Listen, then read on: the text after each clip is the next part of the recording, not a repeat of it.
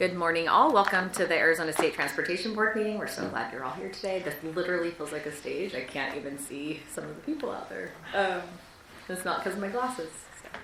But welcome. We call this meeting to order at 9 a.m. and we will begin with the Pledge of Allegiance led by Floyd Rorick. Please stand. I pledge allegiance to the flag of the United States of America and to the republic for which it stands, one nation, under God, indivisible, with liberty and justice for all. Thank you. We will have the roll call. Chair Daniels. Present. Vice Chair Maxwell. Present. Board Member Howard. Present. Board Member Elters. Present. Board Member Pashlikai. Here. And Board Member Searle. Madam, you have a quorum. You may proceed. Thank you very much. My only opening remarks today are to express gratitude to the City of Surprise for hosting us today. Thank you for this wonderful facility and for the welcome that we've had here. I'd also like to recognize former Mayor of Surprise, recently former Mayor of Surprise, Skip Hall, who's here as well. And good friend, long-time friend here and a great supporter of transportation. He's the one that alerted me originally to the major challenges along the 303 and the 60 interchange. And I just am always grateful for the way he approaches challenges. I know their new mayor, Kevin Sartor, wished he could be here today as well, but he does have another full-time job besides being the mayor, so I'm sure he had to go do that today. All right, Floyd, would you please proceed? Oh, does any other board member want to add any comments this morning? Okay. Floyd, would you proceed with the announcement of the Title VI Civil Rights Act? Yes, Madam Chair. Pursuant to Title VI of the Civil Rights Act of 1964 and the Americans with Disability Act, the Arizona State Transportation Board and ADOT do not discriminate on the basis of race, color, national origin, or disability. No person will be excluded from participation and be denied the benefit of, or be otherwise subjected to discrimination under any Arizona State Transportation Board or ADOT program or activity. To assist in measuring the public's participation, we ask individuals to please complete an online self-identification survey, and the link to that survey is on the agenda. For those who are present, there are survey cards at the table to the entrance of the chambers. Please complete a card and leave it there. We'll pick it up after the meeting. By completing this voluntary survey, ADOT will be able to determine who attends its public meetings and how the department can improve participation. The survey will also help ADOT fulfill federal reporting requirements. Thank you. Thank you, Floyd. And that moves us on to the call to the audience. Just a few sort of housekeeping things. We're going to do the in-person call to the audience first, and then we'll do the virtual. If you are online, you'll need to virtually raise your hand through, I think, hitting *6. Is that correct, Floyd? Yeah. Yes, ma'am. Okay, *6. Everyone will be held to a 3-minute time limit, and I apologize in advance if we have to cut you off. It is not my favorite thing to do, but it is something we have to do in order to adhere to our agenda. So we will start with in-person with Eric Boyles, the Surprise Transportation Director, and on deck will be Mayor Nancy Smith from the City of Maricopa. Eric? Chair Daniels, members of the Transportation Board, thank you very much for coming here this morning. On behalf of the city, we just wanted to express our gratitude for choosing our location to hold one of your meetings.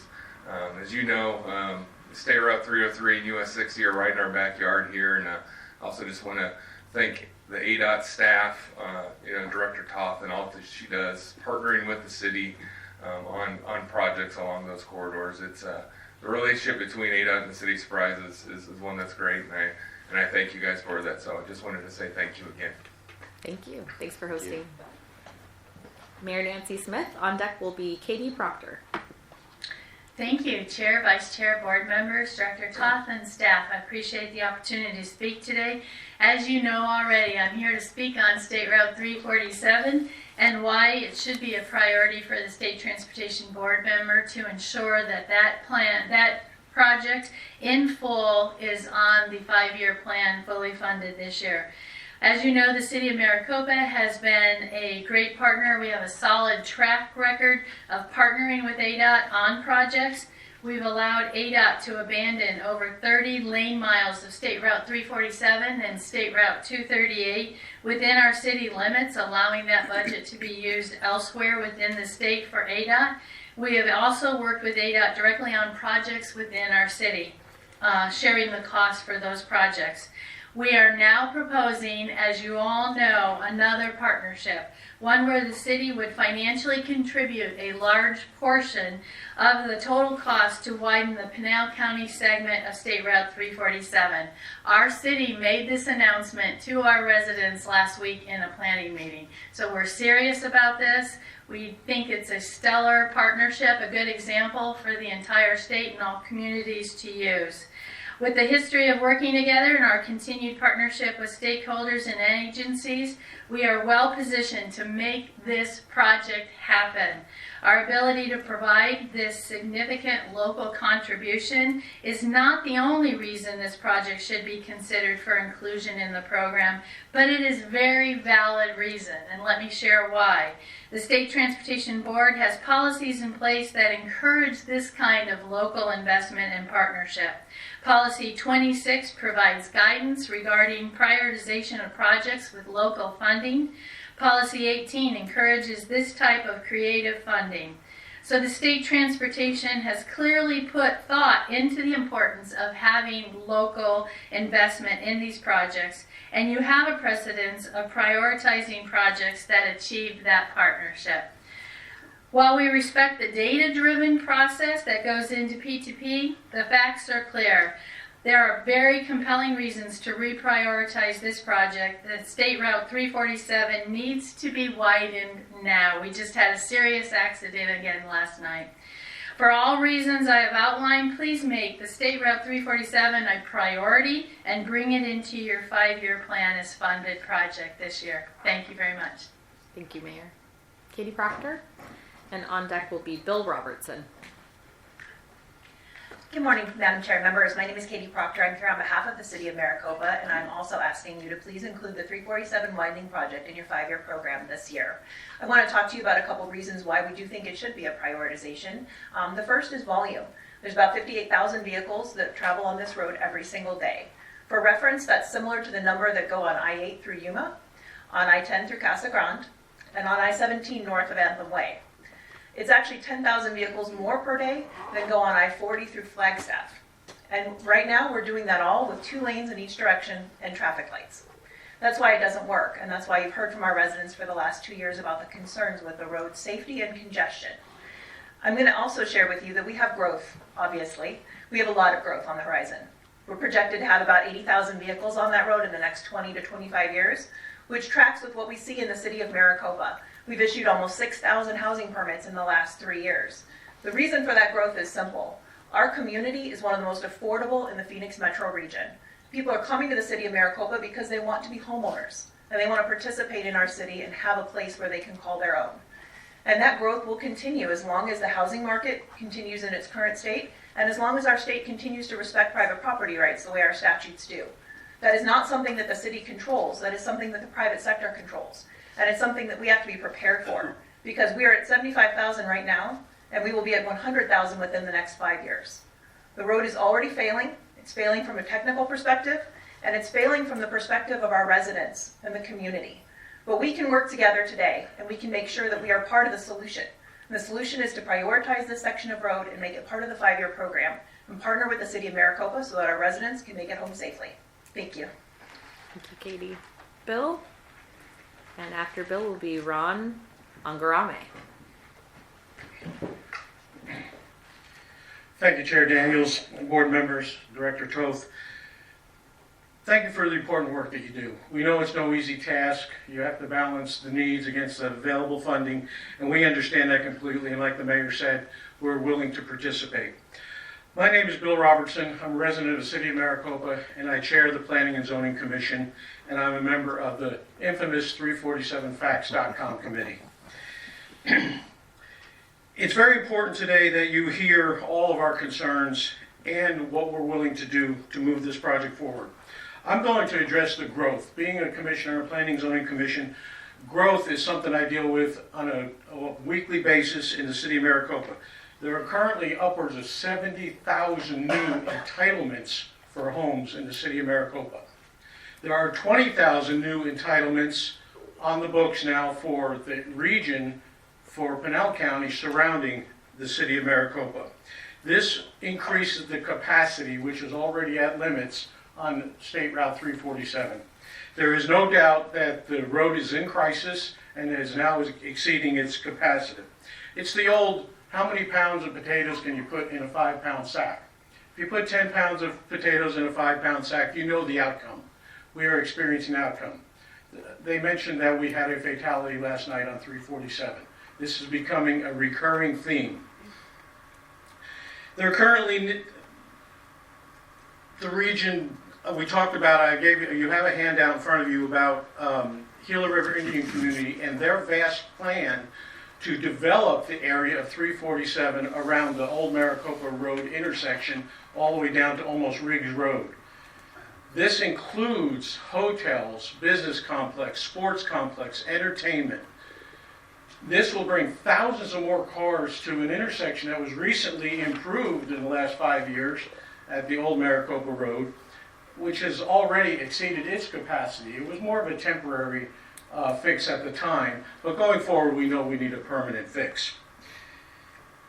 Senator T.J. Shope introduced Senate Bill 1617, where we testified just the other day at the State House to move that funding forward. It was pushed back for various reasons. We won't get into the politics of it, but it was pushed back, and we are so far been successful to clear the House, or the Senate, and it will now move on to the House and then onto the floor for a final vote to move that project forward.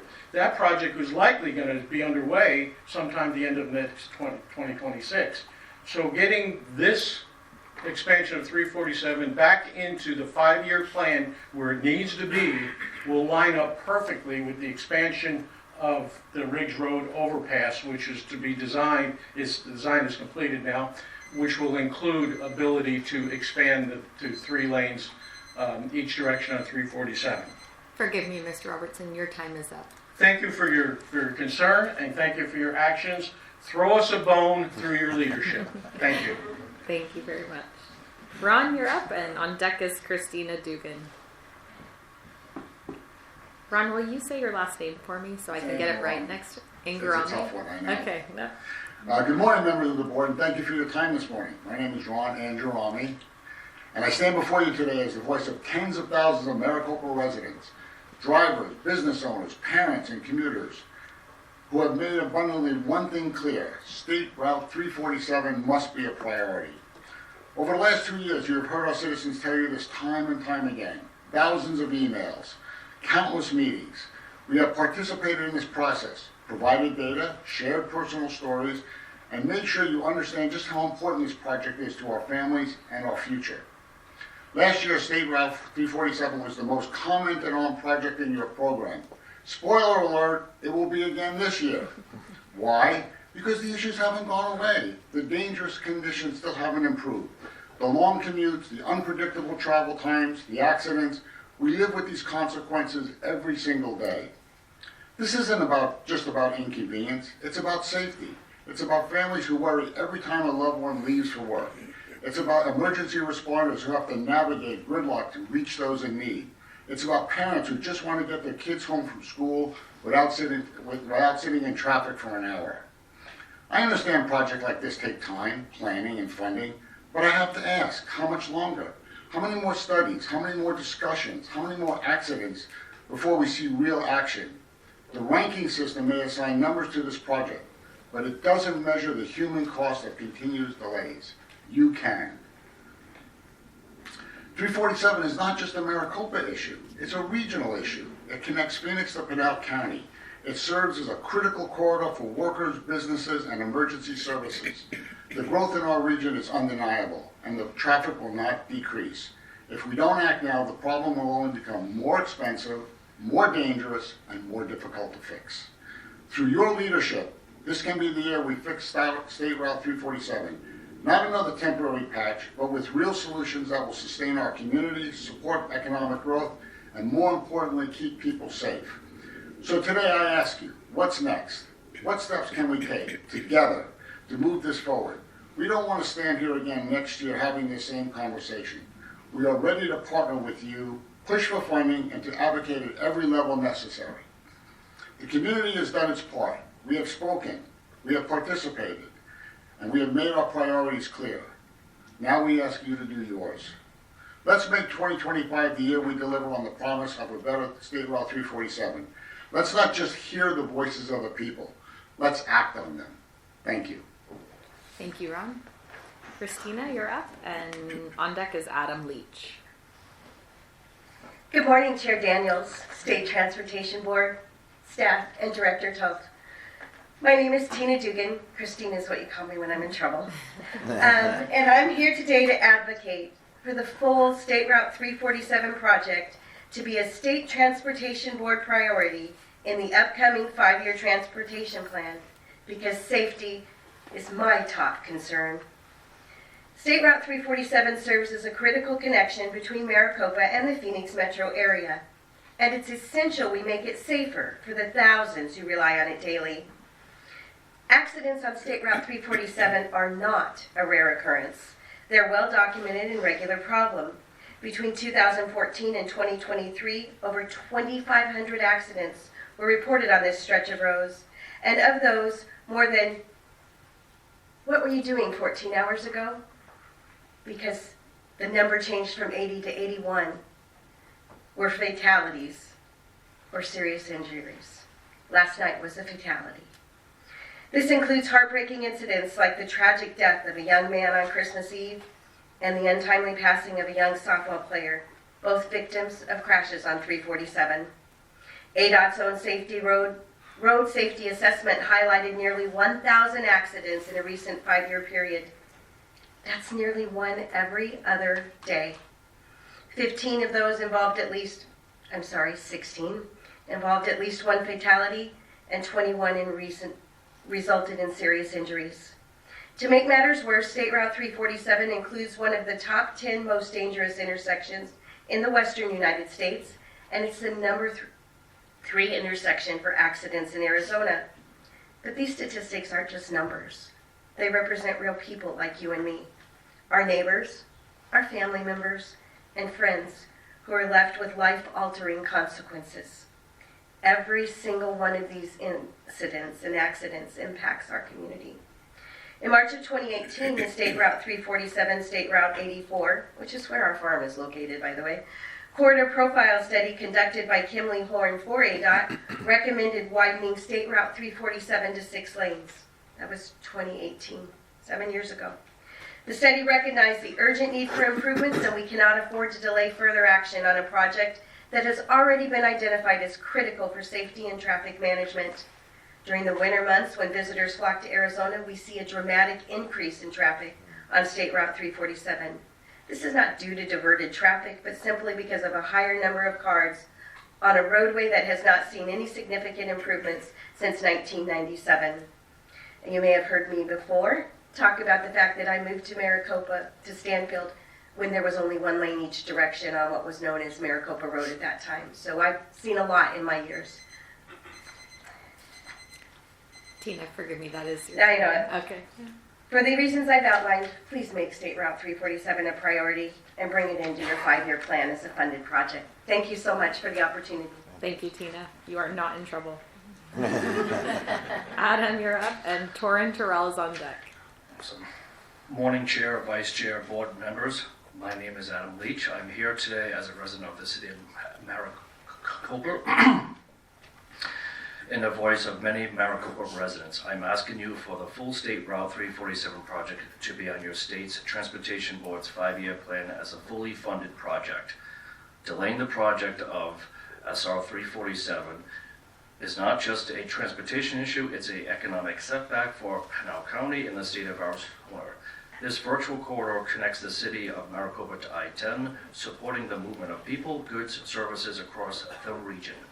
As congestion worsens, businesses face higher economic and operational costs, longer delivery times, reduced productivity, and directly impacting economic growth. Recent evaluations by the Maricopa Association of Governors, MAG, show the project costs are rising rapidly due to inflation and supply chain disruptions, labor shortages. ADOT's construction cost index confirms this trend, with significant cost increases across our state. Every year this project is delayed, means higher expenses for taxpayers, fewer funds available for future infrastructure projects. The economic consequences go beyond rising construction costs. Failing to approve the full SR 347 project now means lost opportunity for job creation, limited business expansion, and the loss of investment in our county and region. Increased traffic congestion leads to longer commute times, higher fuel costs, and reduced access to key markets, further discouraging new businesses from site selecting land to build in this area. Investing in a full expansion of SR 347 today will ease congestion, improve freight movement, and unlock the full economic potential of this corridor. The longer we wait, the more expensive the project becomes, and the greater the economic losses to this county and to the state of Arizona. While I respect the data-driven process that goes into P2P, these facts are clear. I need your support, Chair, Vice Chair, and Board to make this a priority to bring it into your 5-year program as a fully funded project. Thank you. I appreciate it. Thank you, Adam. Torrin's up with Supervisor Rich Vitiello. Sorry, Rich. I tried. On deck. Good morning, board members. My name is Torrance Terrell. I am a resident of the city of Maricopa. I moved to Maricopa in 2019, and I've witnessed the changes that have taken place. What comes from me is basically this morning is a plea to put the 347 on the agenda. I am one of those 58,000 vehicles that travel on a daily basis to and from the city of Chandler, because that is my place of employment. I cannot tell you the things that I have witnessed on that road. So rather than talk about it and complain about it or anything else like that, I put myself in position to help be able to do something for it, become some kind of advocate in some way, shape, or form to be able to help get these necessary changes. I mean, just a small instance, I witnessed countless motorcycles speeding down the middle of the highway while both lanes are sitting at a standstill. I've watched vehicles who are so scared to hurry up and get from here to Phoenix to work or where it is that they have to go that they take the shoulder, right? Putting everyone else at risk, putting their own lives at risk. They're taking that chance, risking their life that day for a road that can be easily fixed with just a decision. We are prepared to move forward. We're prepared to get this done because it is. Now, I know you may not be used to traveling that road daily, but as one of those persons who is speaking for all of those that do have to travel, it is extremely necessary. And I come to you right now just asking, please, please, please, this must be done. I thank you. Thank you, Torrin. Supervisor Vitiello, and on deck is Crystal Figueroa.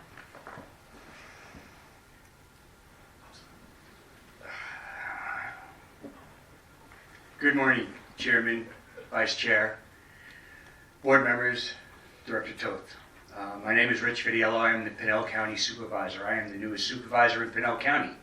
I live in Maricopa for the last 19 years. I've also was on the city councilman, city council, and former vice mayor. 347 has been an extremely problem, as you know. Okay, the overpass over the train tracks was a huge problem.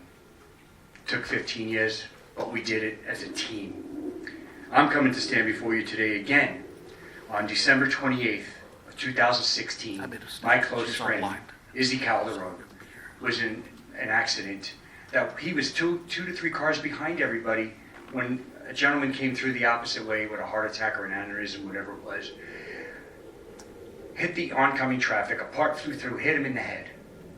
He's in a vegetated state today, still today, and will probably never come out of it. He's a loving father, uncle, parent, husband. He'll never see his family again.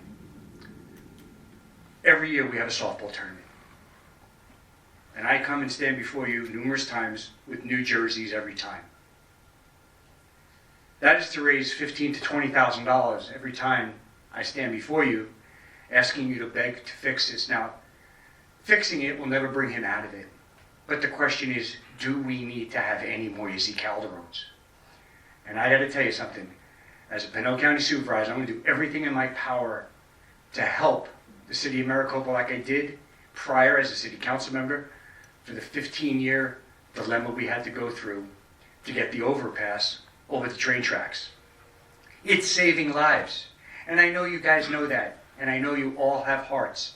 And I appreciate the hard work you do, because as a supervisor now, I get people coming in front of me asking me the same exact things for roads all over the county. And trust me, I do understand where you guys stand. And I sit in the same seat as you, with parents, grandparents, children come before us and beg us to fix certain roads. And I just want to let you know that I do appreciate everything you do. I stand out there on every election season that I run. I wave to 30,000 plus people driving out of my city. And I get the questions, what are you doing there? Why do you do this? And I tell them, it's because I'm not going to just complain. I'm going to win elections and help people get stuff done in our city and our county now. So I beg you, please, no more Izzy Calderons. Unfortunately, like we said last night, there was one. I don't want to stand here every year and do this for somebody else. I do this for Izzy and his family. So I beg you from the bottom of my heart, please put us on the 5-year plan. Thank you, and God bless. Thank you, Supervisor. Crystal is actually online, so we're going to move over to the virtual. I'll just take them in the order that we received them. Would Jerome Yazzie please raise his hand, and Jacqueline Begay will be after Jerome. Bryce?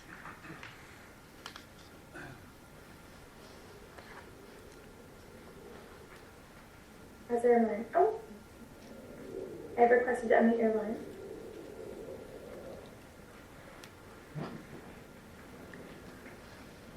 You are now muted.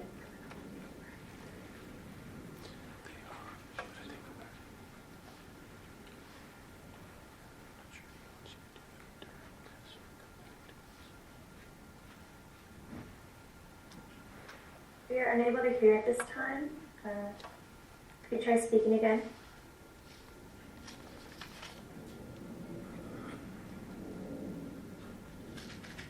All right, Bryce, let's move to Jacqueline Begay, Vice President Jacqueline Begay. You please raise your hand, *6. I do have a Manny Farms chapter. I'm not sure if that is... Bryce, that is the correct. That's her group that she represents. Oh, thank you for it. Okay, requested to unmute your line.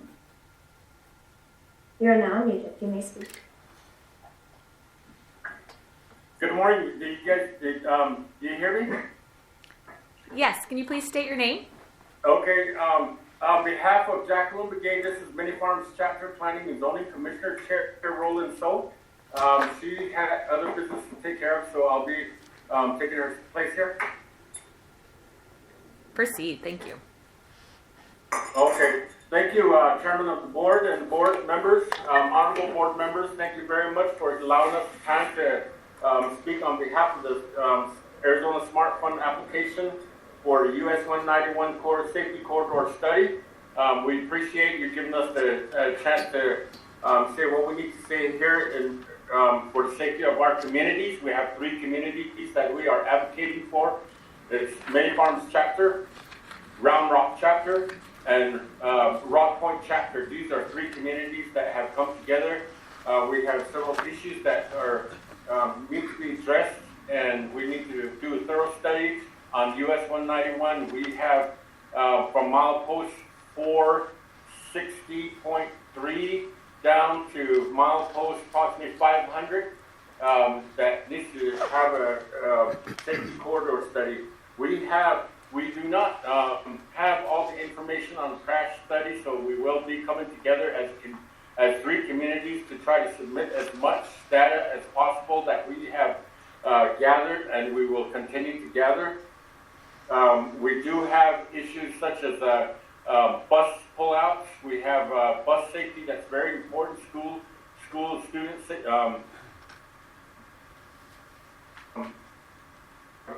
about 3 schools in the community of Mini Farms, plus Head Start, which is total to 4 schools. We have a school in Round Rock, and then we also have a school in Rock Point. We have the Red Mesa School District that transports students from Round Rock, Arizona, out to Red Mesa, Arizona, which is quite a distance. So we do need that study. We have several flood areas within the 191 corridor. We also need a study on that. And then we also have vehicle versus pedestrian accidents that have occurred within these communities in certain areas that we'd like to address to see how we can continue the planning process on these things. We also have, and we'd like to thank you, ADOT board and the Arizona Department of Transportation for taking care of some of the bridges along the area for improvement. We still have one that's pending, a very narrow bridge at milepost 460.2 that continues to be a safety hazard to the community, tourists, and people that are going through that use their thoroughfare through this area. It's a very narrow bridge. It's not actually a bridge. It's a culvert. It has a culvert on it. It's like a water crossing. So ADOT has been repairing the guardrails in these areas, and the people continue to damage that. And I'm assuming it's costing ADOT a lot of money for these guardrail repairs. So those are some of the things we want to look at. Thank you, Mr. Schoaf. I apologize for interrupting you, but you have reached your 3-minute time limit. If you wouldn't mind. Okay, thank you. Thank you very much. Thank you, appreciate it. We also have next up Priscilla Banky online.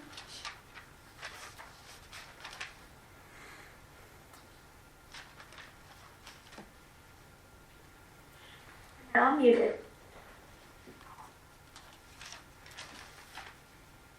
Good morning. Can you hear me? We can. Thank you. Please proceed. Okay, I'm so sorry. You're great.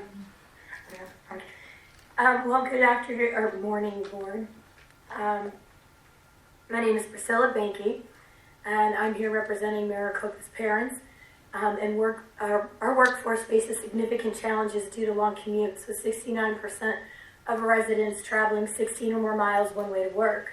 Of these, 75% rely on our SR 347 as their primary route, leading to heavy congestion, increased travel times, and greater stress on families. These prolonged commutes not only reduce quality time between parents and children, but also create barriers to community involvement and neighborhood attachment. These are 2 critical protective factors that help prevent youth risk behaviors. As the leader of a local nonprofit dedicated to youth and family well-being, I can see firsthand how these challenges are affecting our community. Many parents struggle to get into town after work due to the SR 347 delays, forcing us and other nonprofits to adapt our program hours to accommodate late arrivals. Even then, ongoing congestion has led us to explore financial burden of staying open later to serve families impacted by extended commute times. This is not only a matter of convenience, it's a fundamental issue of family stability, youth supervision, and community connection. Long commute times leave many youth unsupervised for extended periods, increasing their vulnerability to risky behaviors. At the same time, heavy traffic discourages parental involvement in school and community activities, further eroding the protective factors that keep our kids safe and engaged. Neighborhood attachment also suffers, as exhausted parents return home late, close their garage doors, and have little opportunity to build relationships with their neighbors. We're also learning that these commute times are affecting mornings, with parents dropping their kids off at childcare as early as 5:30 in the morning. Reducing our congestion on that SR 347 is more than just a traffic solution. It's an investment in the well-being of Maricopa families. By prioritizing the SR 347, you have the opportunity to alleviate stress this road places on parents, strengthen neighborhood ties, and create a safer, healthier environment for our youth. I respectfully request that you prioritize critical legislation to ensure that our growing community has the infrastructure needed to thrive. Thank you for your time. Thank you, Priscilla. Crystal Figueroa?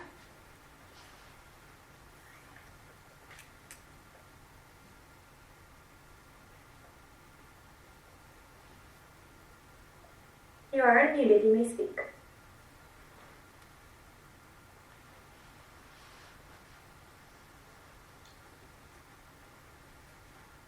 Crystal, are you there?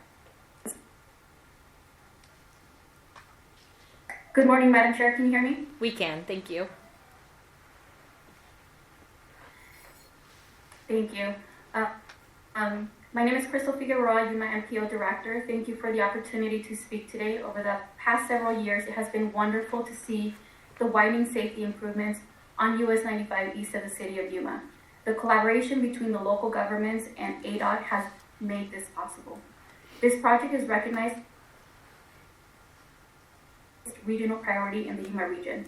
As a result, at the local level, our member agencies and the U.S. Army Proving Ground have been vested in having skin in the game.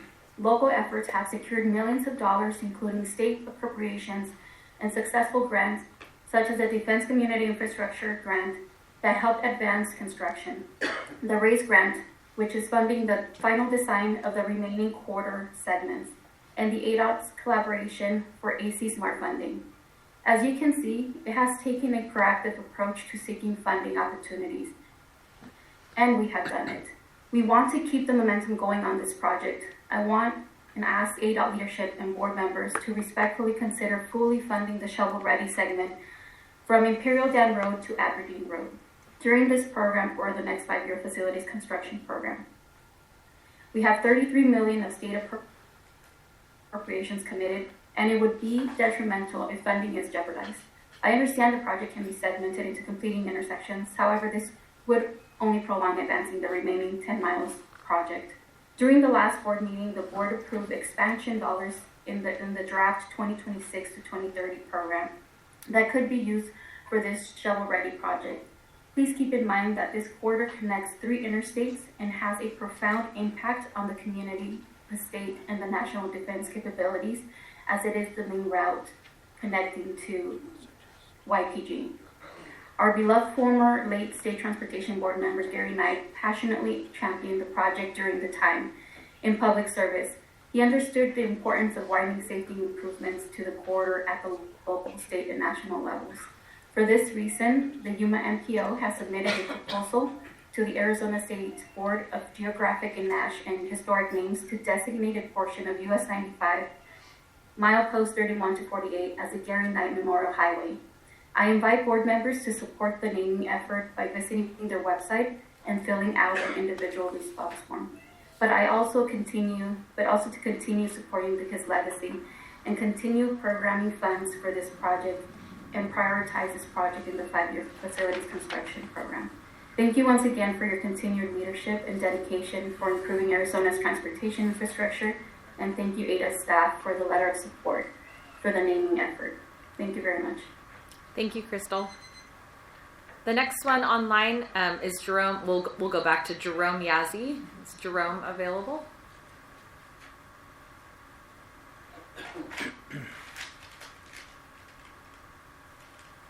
Now muted. Jerome, I think we can hear you faintly. Can you speak up, please? Yeah, I'm here. Terrific. We can hear you. Just speak as loud as you can. Okay, mine speaks about what Roland was talking about earlier about 191, expanding the highway and narrow roads and the bridges. My concern is about making the road wide enough, and then for safety. I'm working for a school, so I'm a school bus driver.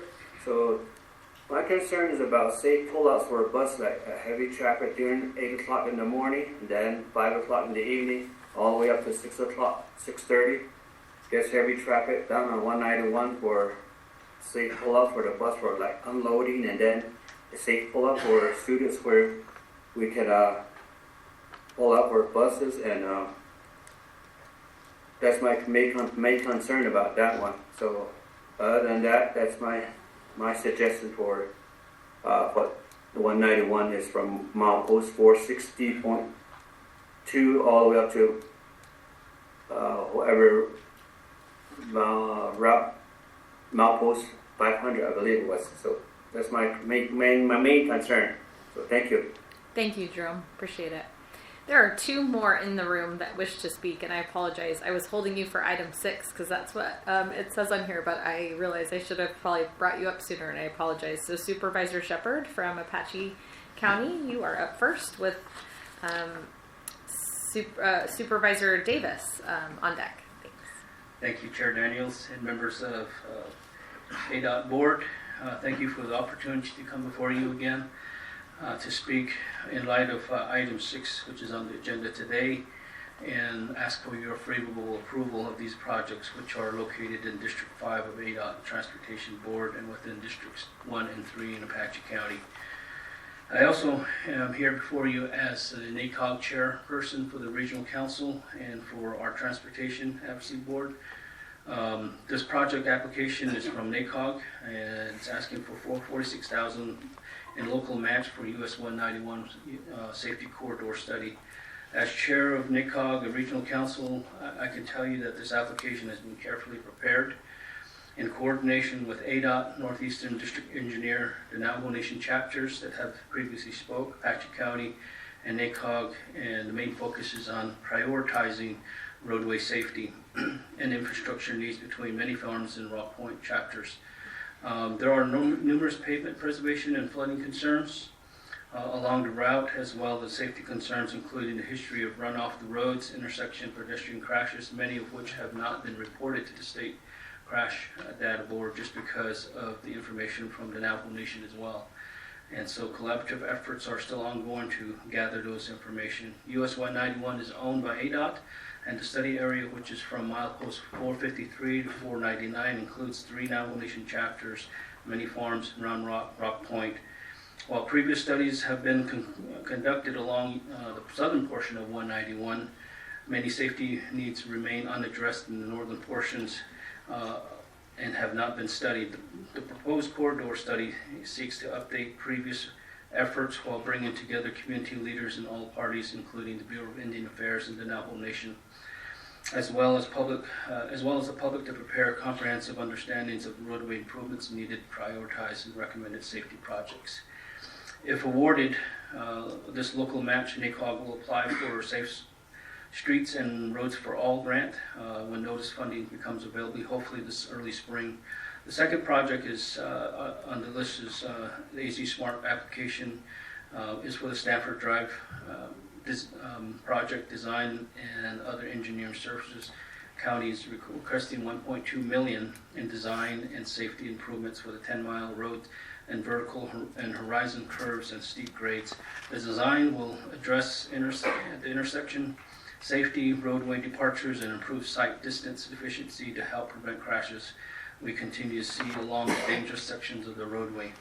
County plans to apply for Safe Streets and Roads for All grant or funding for the construction of this safety improvement, and we'll do within the 2-year time frame that it's required. Again, thank you for allowing me to come before you, and it's always a pleasure to follow the board and see you guys in action. So, I'm hoping to make it 12 of 12 this year again. So, other than that, I appreciate everything that you do on behalf of all Arizonans. Thank you.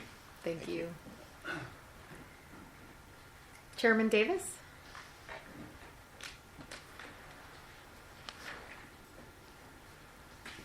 Good morning. Good to see you all here, and thank you for being here. I'd just like to introduce myself. I'm chairman of the Board of Supervisors for Apache County. Felt like I needed to show up today and give my thanks to this board for considering under the SMART Fund the projects that Apache County has before you, and I appreciate what you do, and I echo my colleague Mr. Shepard's words on the need. I do sit back there and listen, and as one other supervisor in the room said, it's like hearing our own meetings at your meetings, because it's an ask and it's a chain that our people ask us and we ask you and you ask somebody else, and there's just not enough money to go around, and so we make the best decisions we can make when we go home at night. We say, I think I did the best I could, and so I want to thank all of you for what you do, so thank you. Thank you, Chairman. Appreciate you. Apache County is well represented today. That concludes all of our requests to speak from the audience, unless I missed one, which is always possible. No, ma'am, I received no other requests. Thank you. Appreciate it. We'll move to agenda item 1, and that is our director's report. Director Toth.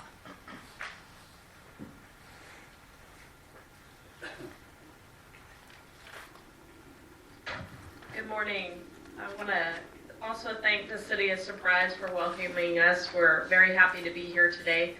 I'll share a couple of quick items, trying to be quick. But there's been a lot of activity in recent weeks associated with the presidential executive orders and federal funding, so I wanted to share that we have been in constant contact with Federal Highway Administration and our other federal partners. FHWA is still continuing to issue reimbursements, and they will continue to obligate formula funds. There is a review on new obligations of discretionary grants, and there are some changes to the National Electric Vehicle Infrastructure Program, known as NEVI.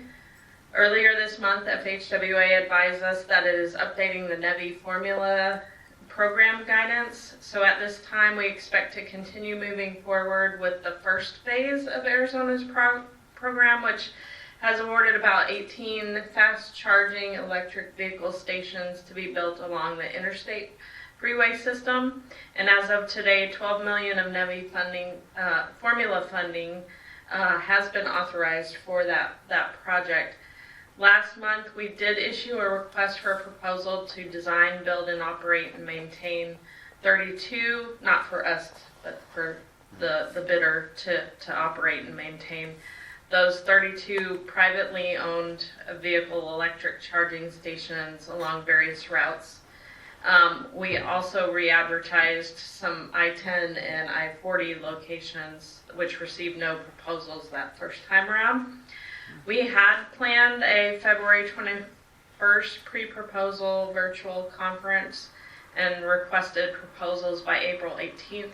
This RFP has now been put on hold while FHWA is updating its guidance. In addition, the existing continuing resolution is expiring on March 14th, so we are watching that development and where it is headed along with reauthorization. So that is what we know as of today, and we'll keep you informed as we receive more details from our federal partners.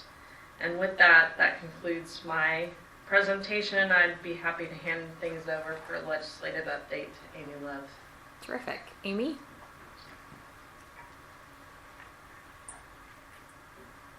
Good morning, Madam Chair, members of the board, and Director Toth. Can you hear me okay? We can. Wonderful, thank you. I apologize for not being there in person. I have been under the weather this week. I had really hoped to be there. I understand the mayor is not there, but he is a dear friend, and I'm very excited to see him in that leadership role. So thank you for this opportunity. And I'd like to go ahead and begin with just a brief update on some bills that we are tracking for the state board. Next slide, please. Thank you. So today is the 40th day of the legislative session. There have been 1,678 bills posted. One bill has been passed and vetoed by the governor that was related to early voting tabulation ballot deadlines. Additionally, there are 126 posted memorials and resolutions, 5 of which have passed. Next slide, please. So I want to point out a couple of key dates with a caveat, and I apologize. I sent my presentation over yesterday thinking it would be as up-to-date as possible, but there have been some changes even since in the last 24 hours. But today is technically the final day for House committees to hear House bills and Senate committees to hear Senate bills. This deadline typically signals the end of most of the resolutions and bills that have been introduced if they've not been heard. However, that does not apply to the Appropriations Committee, as we'll discuss here in a moment. Next Friday, February 28th, will mark the end of crossover week. That's the date by which all bills should be voted out of their chamber of origin and sent to the opposite chamber. And then 1 month later, Friday, March 28th, will be the deadline for House bills to pass through Senate committees and vice versa. And finally, Tuesday, April 22nd, will mark the 100th day of the legislative session, at which time theoretically lawmakers will be wrapping up their work, although admittedly they do not often meet that deadline. Next slide, please. So I wanted to bring to your attention, our office is tracking roughly 24 transportation-related bills, and I would be happy to provide each week an update on those. We do have a tracking list for the state board that I can share. I wanted to highlight just a few for this group today that I thought would be of interest. The first one is HB 2101, Appropriation Match Advantage Rural Transportation. This was Representative Martinez's bill to appropriate $10 million from the general fund to the AZ Smart Fund for rural transportation improvement and maintenance. The bill was not heard in committee. However, the governor's proposal does include $13 million for the state match fund, so we're continuing to monitor that. The next one is HB 2304, Appropriations, Highway and Road Projects. This bill was also not heard in committee, but this is the annual RTAC bill. It contains appropriations of varying amounts in FY 25 and 26 distributed to ADOT to complete transportation projects designated around the state as regional priorities. And then finally, 2557, Appropriations State Route 347 widening. This is the caveat I wanted to point out. I had the note here yesterday that it was not heard in committee. However, it has been scheduled for Monday's appropriations hearing at 10 a.m. So this bill would appropriate $16,291,610 from the general fund to ADOT to widen and improve State Route 347 between I-10 and the city of Maricopa. Next slide, please. Thank you. A few bills I wanted to bring to your attention that have been moving forward, and again, some have moved forward, others have not. We do anticipate the vast majority will be negotiated at the budget when that is finally done later this year. But for now, HB 2192, Appropriations Interstate 10 Vehicle Lanes. This bill did pass the House and is headed to the Senate, and it would appropriate $70 million from the general fund in FY 25 and 6 and $50 million in FY 26-27 to ADOT to design and construct additional vehicle lanes on Interstate 10 between State Route 85 and Citrus Road.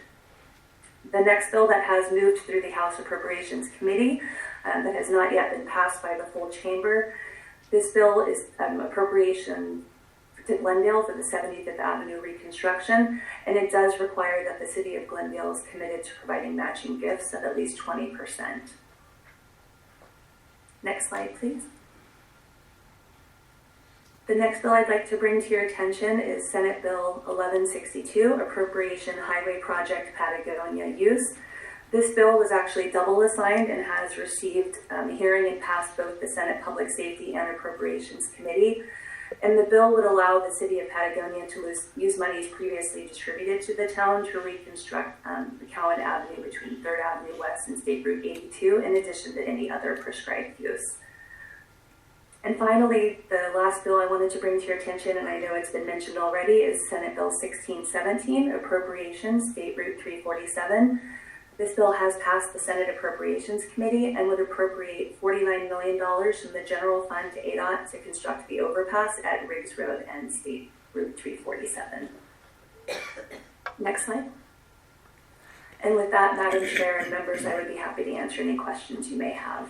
Thank you, Amy. Does the board have any questions for either Director Toth or for Amy? Board Member Pashlik, I think you're the only one on the board that's had legislative experience, so hopefully you don't have any PTSD from hearing all those bills. No, I'm fine. Thank you. All right, we will move on then. Thank you, Amy. Hope you feel better. To agenda item 2, the district report. Welcome, Randy Everett.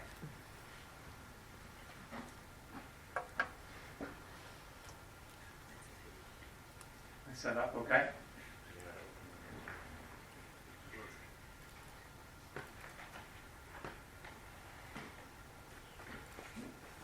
Perfect. I think I can do it myself from here, right? Yes.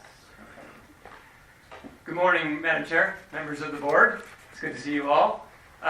Central District, we are super busy, and we will most likely be super busy for several years to come. We've got a lot going on. About $1.2 billion right now going on, and we plan on probably bringing in another $1.5 billion in the new year. It is a lot going on. So it's exciting, and it's keeping us very busy. Our senior staff is small in the construction world. It's myself as the administrator, and then Sarah Howard, she is our assistant district engineer. So this is everything that's going on. What you're seeing in the red is what's happening currently, and the blue is what's coming. So there is a lot coming and a lot here right now. I want to point out what's happening and almost done is the 17. If you've been caught in traffic on the 17 in the last few months, That is almost over. 2 more weekends of full closures and we are done and out of there. So that will be nice when it's over. We are very close to being complete, as you can see. These are the two projects that we've got just started. This is just up the street in the Agua Fria area on the 101. It's from 75th Avenue to 17. That's just getting out of the gate. It's going very well at this time. We're pretty much on budget, on schedule for that job. On the 202 down below in the Santan area of the 202, we have a project that is from the 101 to the Bella Vista area, and that job is also just getting out of the gate. It's about 20% complete at this time. The one that's about 50% is the one over in Scottsdale on the 101, if you are driving through that. That is also going well. It's about on schedule and on time, on budget. And that one is about 50%. That is from Pima to Shea on the Pima section of the 101.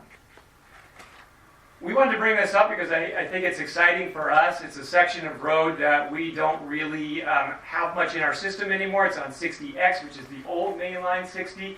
It is about 50% complete.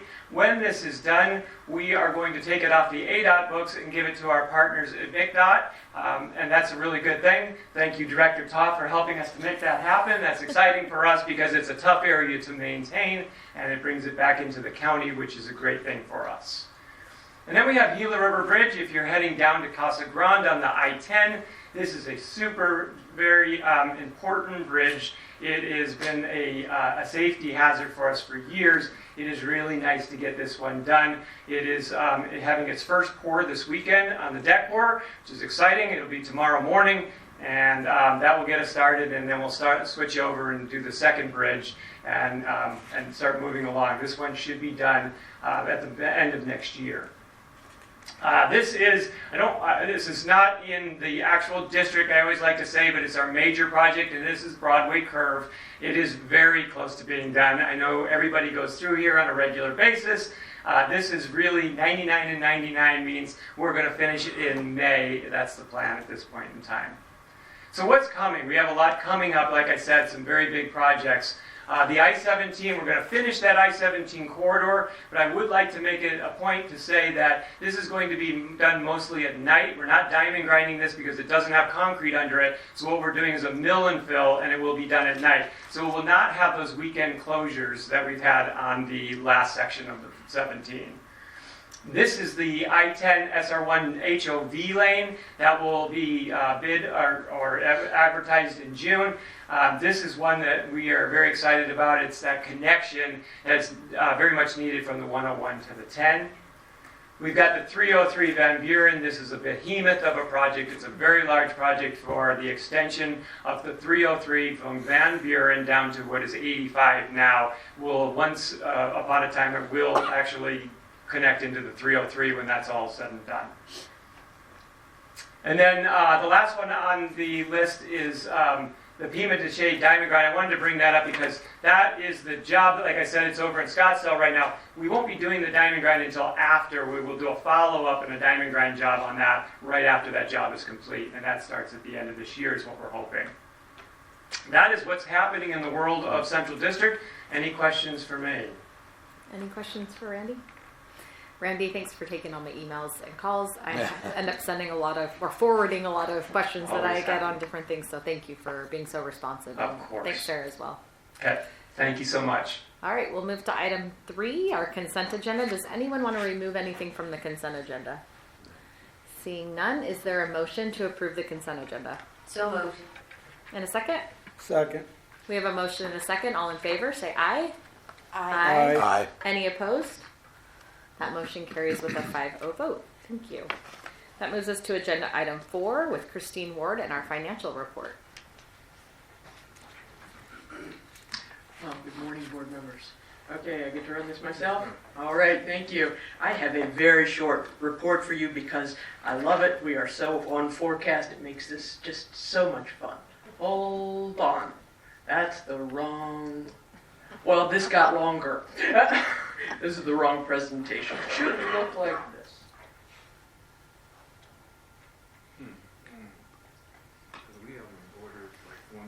You can give us the one on your paper, Christine. You know what? I will. There we go. You mixed that one. Oh, no worries. Okay, so in terms of highway user revenue fund, you will have gotten a handout associated with this. It'll show you that we are 0.7% below forecast, 2.9% above FY24, 0.7 below our forecast. We just crested that billion mark in revenues collected.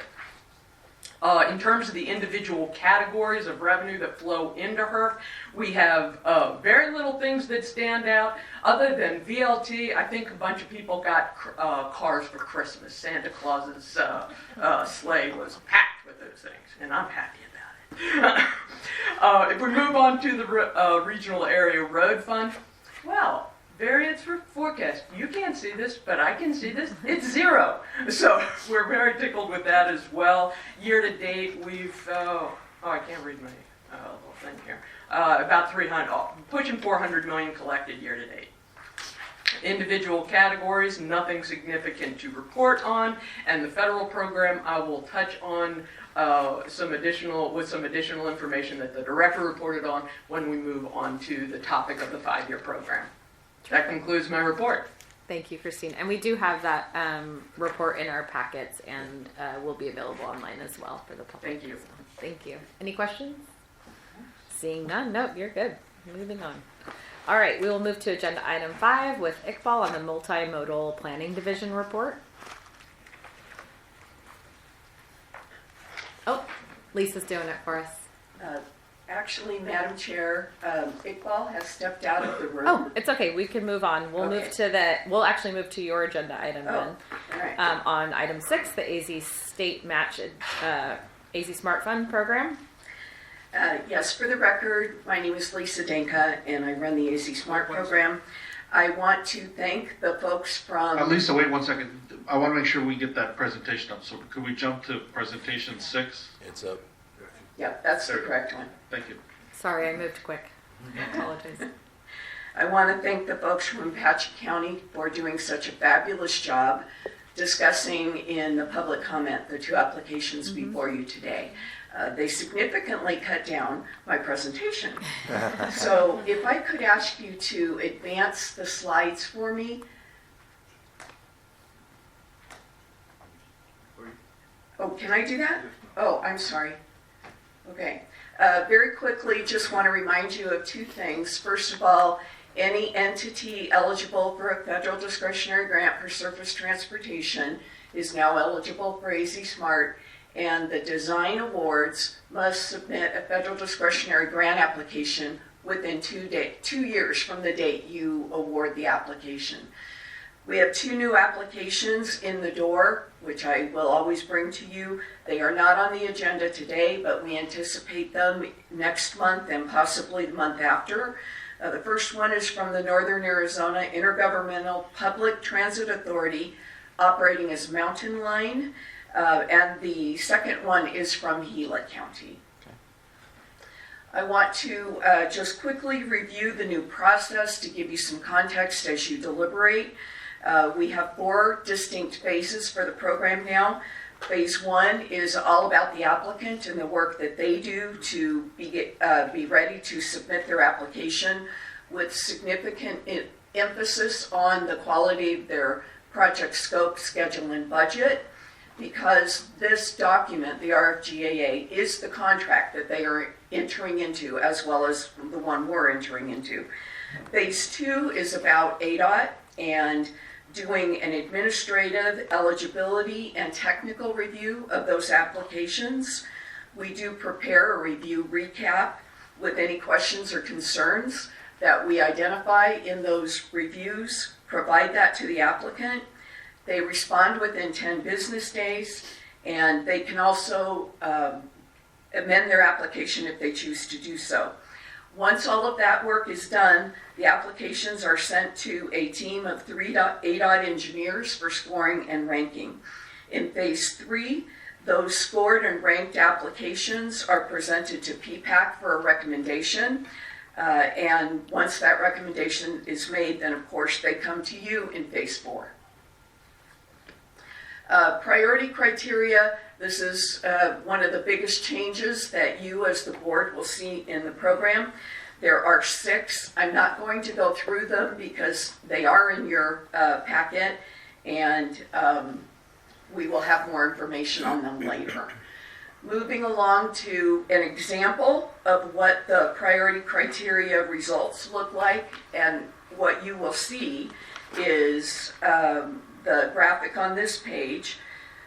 The applications will be grouped based on funding categories such as the munis over 10, counties under 100K, etc.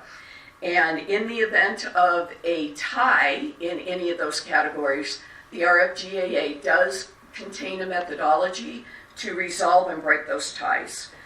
Along with the approval from PPAC, the evaluators' scores and rankings serve as a form of recommendation to the board. As in the past, the board can either affirm and approve the applications at the amounts requested, or you can modify or reject any or all of them. Budget modifications can be made to any or all of the applications, and you can make modifications based on an amount or a percentage if you choose to do something across the board. For example, if there wasn't enough funding in any given funding category. If you modify or reject, it does require a written justification for the action that you take. However, the written justification will be fulfilled by the board's minutes. There's a little bit more new information for the board to help inform the decisions and deliberations, and it relates primarily to applicants who intend to be direct recipients, meaning that they will administer the design and or construction themselves instead of ADOT. As the board is aware, the SMART applicant pool is primarily smaller entities, and typically ADOT is required by the feds to do the design and construction on projects for those entities. However, some of the federal grants allow a direct recipient option, which means that ADOT is not involved, typically, other than reimbursing an AZ SMART expenditure. The applicants work directly in this situation with the federal agency, and they're responsible for doing all of the things that ADOT would generally do, at a minimum, including developing their own procurements to federal standards, bidding and selecting their own consultants and contractors, complying with all federal requirements, clearances, and standards, making payments directly to consultants and contractors, and then requesting reimbursement from the federal agency and AZ SMART, and handling all of the reporting requirements. Now, the 2024 legislation provided the board with the authority to determine if an applicant intending to be a direct recipient has sufficient technical capacity, which for AZ SMART is related to previous experience administering either federal discretionary grants or federal formula funding. Generally, applicants with this previous experience are at least familiar with the extensive requirements that are involved and are more likely to be able to undertake a project without ADOT having to step in and take the project over.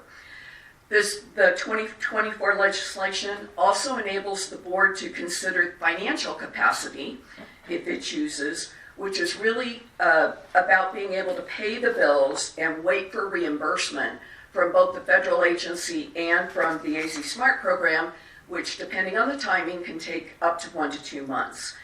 We are measuring the financial capacity using the quick ratio, which you can see at the bottom of this example. Look, back. Forward. There we go. Under the section that is highlighted in orange, financial capacity, and we are looking at the 3 most current audit years. A ratio above 1 generally means the applicant has sufficient capacity to cover and carry the expenses until they're reimbursed by the feds and by AZ SMART. When applicants are asking to be direct recipients, you will see these things highlighted in orange in the information that is provided to you. Just to flag it for you in case you want to take this information into consideration, it's at your prerogative.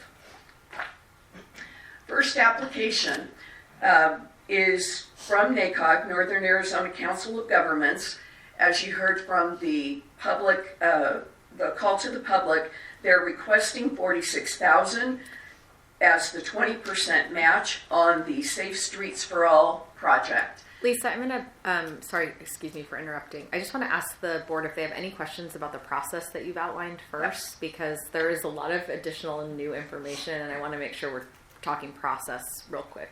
And I do have one quick question, Please. Chair. Yes, ma'am. Lisa, once they are deemed self-administrative on ADOT projects, do they have to do that again if they have other projects that come up, or once we have decided that they can self-administer the capacity we need them to? Madam Chair, members, the self-administration is a function of the individual project. So if for example, the town of Tucson, very small, which you awarded a grant to previously, they are self-administering because they are partnering with the County Flood Control District, which has the expertise in their project. So under those circumstances, ADOT did approve self-administration, but it is on a project-by-project basis, and it's, as I understand it, strictly related to AC Smart. Does not expand beyond AC Smart. Okay, thank you. Any other process questions?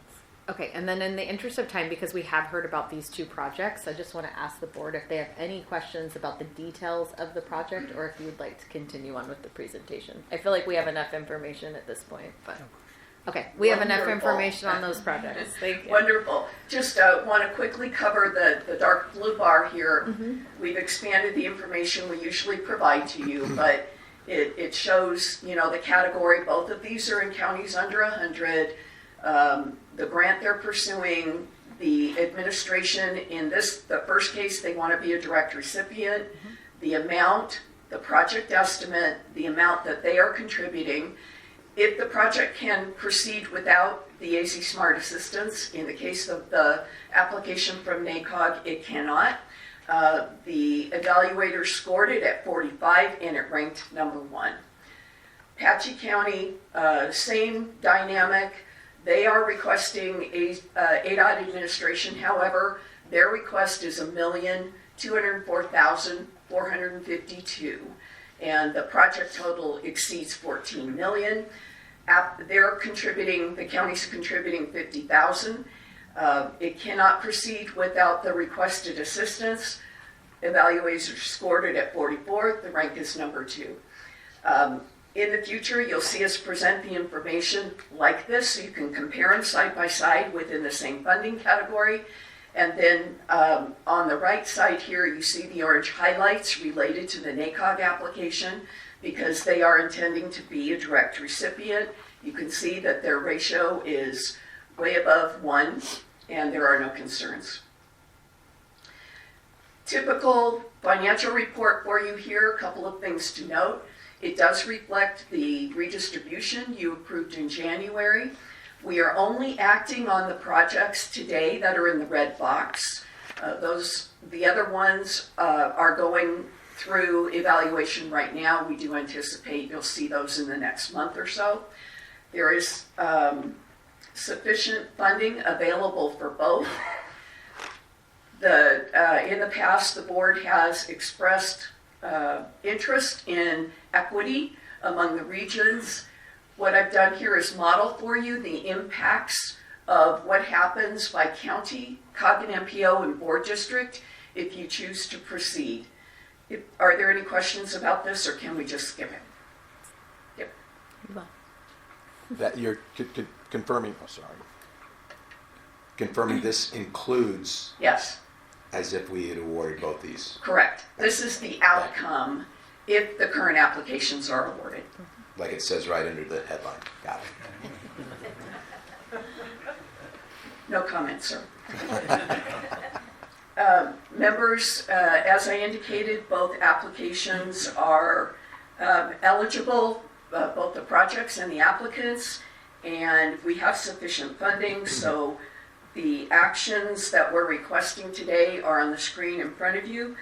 Since they're both in the same funding category, you can do them individually if you choose, or you could do one action to cover both. You read my mind. We're going to do this in one motion unless the board has any objections. All right, is there a motion to approve both of the AZ Smart? Pardon me. No, no. Board Member Pashakai. It's the motion. It's the motion. Oh, you're ready. Let's go.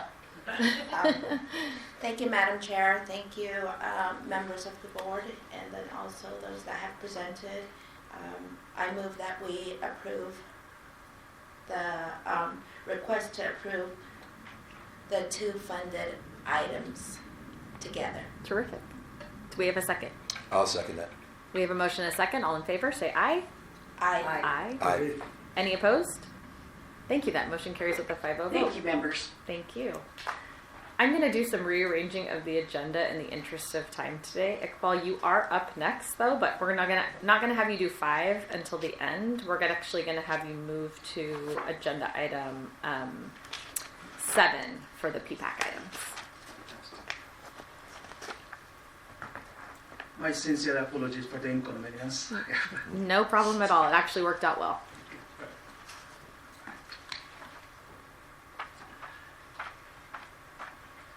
Good morning, Madam Chair and the members of the board. Now I'll present item number 7, priority planning advisory committee action items to the board for discussion and possible action.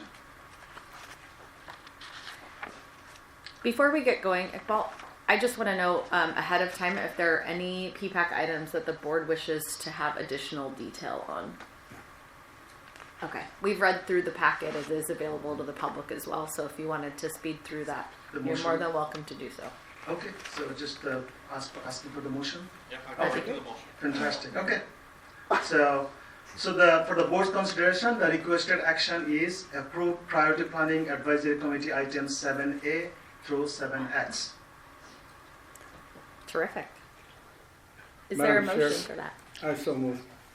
Thank you. I'll second. We have a motion and a second. All in favor? Aye.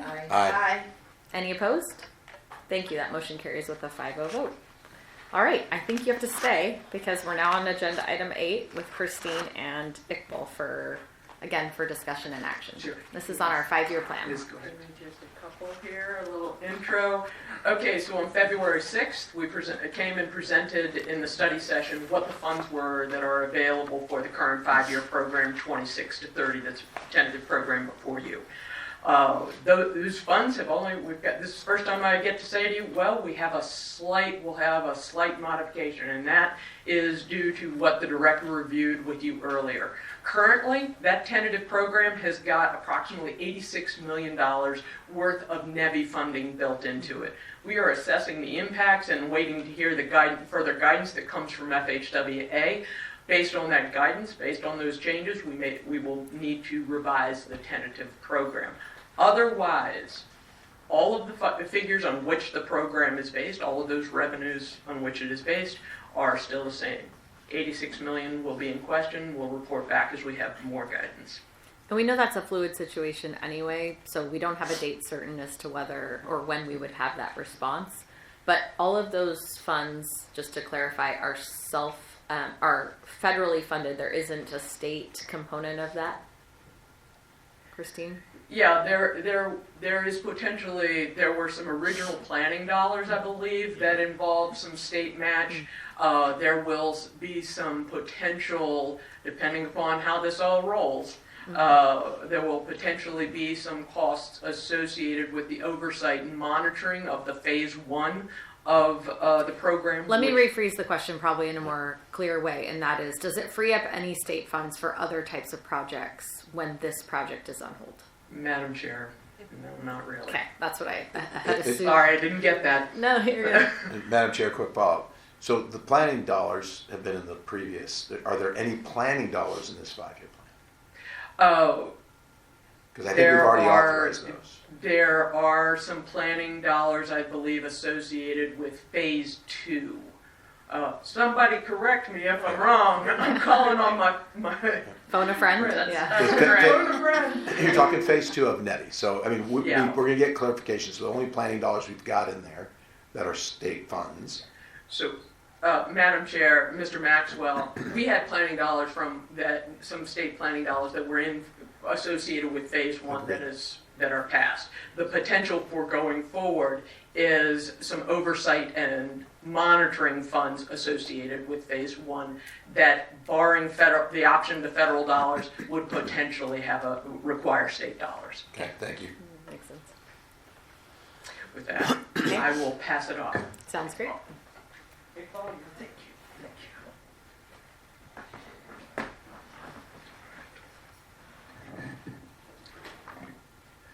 So now I will be providing an overview of the 2026 to 2030 tentative 5-year program.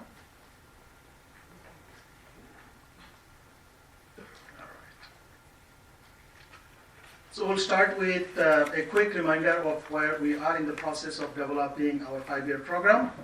The 5-year program development process takes 15 months. Before the board has even approved the 2026 to 2030 program, we will have already started on the next cycle of the program this April. As you know, the board reviewed the tentative program in a study session earlier this month. Today, we'll present the tentative program and request approval for it to be released to the public for comment. As we discuss the 2026 to 2030 tentative program today, I would like to provide some context for your consideration. While the board and the public review the proposed projects, design activities continue to progress.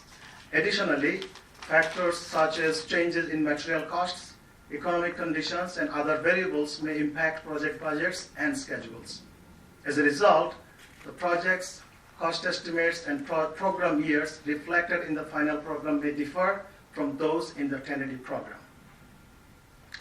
Furthermore, as you are aware that this year we are programming a high dollar value, but project costs have increased significantly compared to previous years due to escalating material costs, inflation, and economic conditions. Our available funding accomplishes less than before. The next few slides help to establish the context in which the 5-year program is developed. I will begin with an overview of the long-range transportation plan and how it impacts the 5-year program. You may recall that the long-range transportation plan included a recommended investment choice, which the board adopted in October 2023. The RIC, the recommended investment choice, established a goal to invest 78% of the available funding in preservation, 15% in modernization, and 7% in expansion. The goals are factored into the planning to programming process, which we use to identify projects to include in the 5-year program. Next, as we do every year, each year we'll review the condition of the bridges and pavements as rated as good, fair, and poor.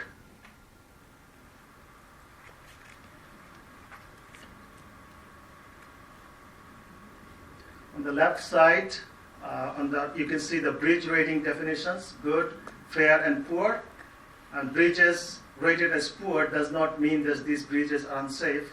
It closes any unsafe bridges. On the right side, we have the definitions of the pavement ratings, as you can see.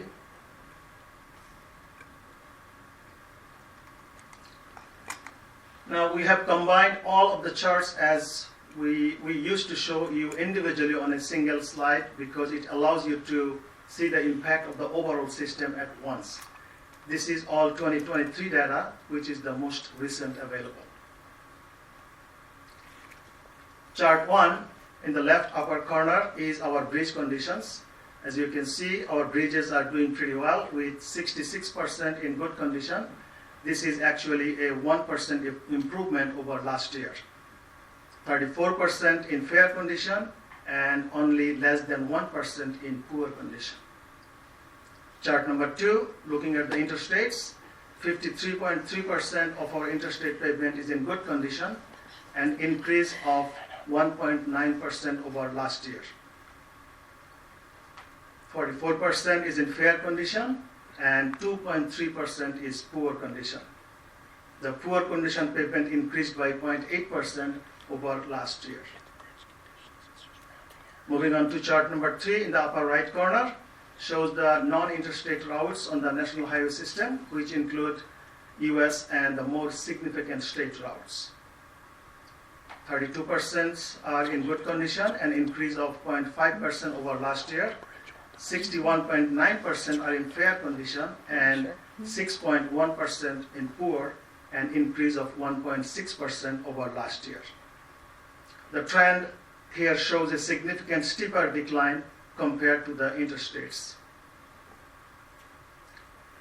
Chart number 4 in the lower right corner shows the routes of the national highway system. We are seeing a sharper drop in condition with just 16.1% rated as good, which is 1.1% lower than last year. 73.8% are fair condition and 10.1% are in poor condition, a 1.2% increase over last year. Between these two assets, pavement condition is clearly our top priority. Now, I would like to explain the change, the decline shown on chart 2 through 4 in 2017. The data collection methodology changed that year at the federal level, prompting ADOT to also change the processes. The new process is more accurate and also covers the entire state highway system as opposed to the representative sampling used prior to 2017.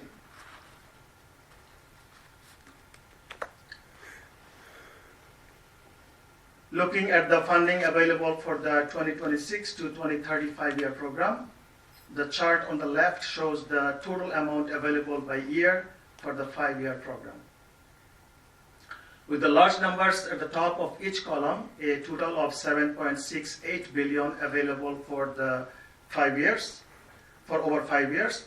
Most of this funding is used on the ADOT system, with the exception of about $100 million annually used for local and other competitive programs, which we will see in the future slide. The pie chart on the right side shows the regional allocation of this funding. 50% is allocated for Greater Arizona and is programmed by board, as shown in the blue and the both charts.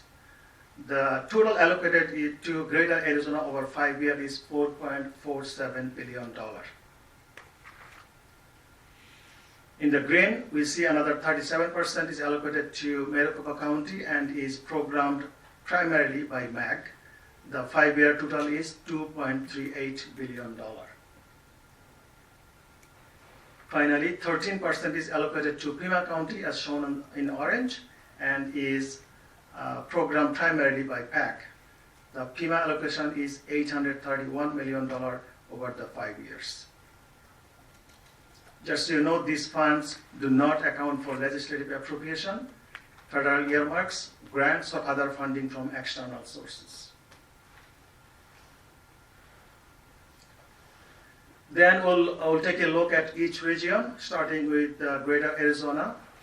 As noted earlier, the total 50% allocation for the period 2026 through 2030 is $4.47 billion.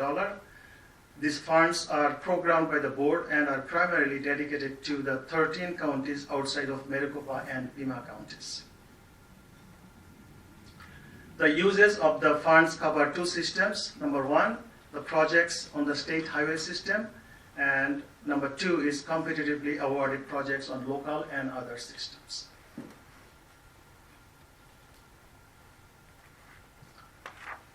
This slide shows how the $4.47 billion for Greater Arizona breaks down by year, by primary RIC category, and by the system on which the funding is used.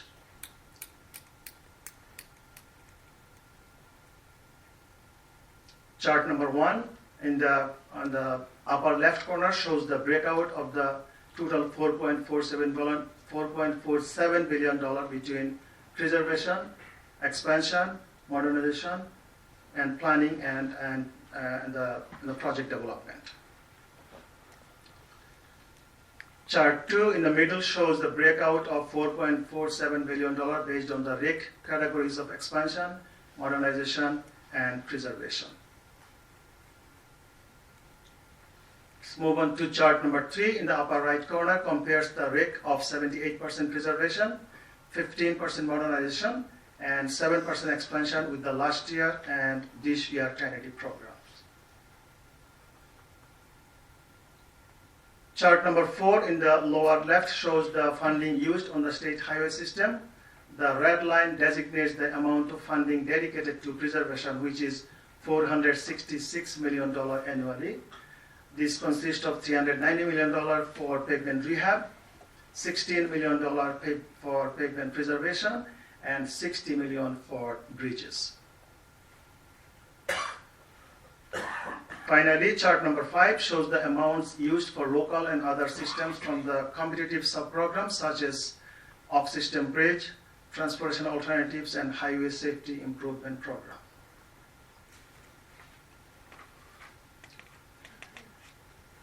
This slide shows the expansion projects which will begin or be underway in 2026, totaling $334.6 million. Of this amount, $182 million is coming from the Greater Arizona 50% allocation, and the rest from federal grants, private developers, and appropriations and other sources. To highlight some of the few of the 2026 expansion projects, Lion Springs on 260, $110 million over 3 years period, 2026 being the first year. Vista Royal on US 93, $68 million with the $26 million INPA grant. And the Colorado River Bridge replacement on I-10 at the California border.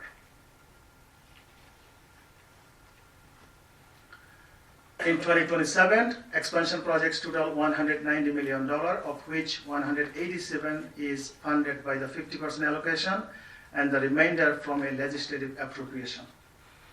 To highlight a few of the 2027 projects, the second year of construction on Lion Springs on 260, the Big Jim Wash widening project on US 93, 2 projects on I-17. The design will begin for the number 1 ranked expansion project in P2P list this year, which is widening I-17 from Sunset Point to SR 69. We also have another $52 million for the road and the facility projects related to the new Douglas Port of Entry. Moving on to 2028, there are 3 expansion projects. We anticipate finishing construction of the SR 260 Lion Springs and Big Jim Wash projects, and will begin design on the northbound widening I-17 from milepost 298 to 314. This is number 2 ranked expansion project in the P2P list. In 2029, there are 2 expansion projects. We'll begin design on the number 3 ranked expansion project, which is a widening on the I-40 from I-17 to Country Club, and the first year of construction on I-17 widening from Sunset Point to SR 69. Finally, in 2030, there are also 2 projects: the completion of the widening on I-17 and design on the number 4 ranked project, which is the southbound widening on I-17 from milepost 298 to 314.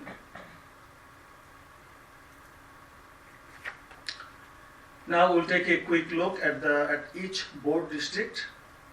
This slide shows the distribution of the projects program from the 50% allocation in the 2026 to 2030 program. As you can see from the pie chart, a small amount of funding is programmed in Maricopa and Pima counties, and the 37% Maricopa and 13% Pima allocations are not included in this data. The Maricopa and Pima County sections of this tentative program contains those projects. The table on the bottom shows the amount programmed by year in each district. The large percentages in District 5 and 6 are related to multiple widening, bridge, and pavement rehab projects.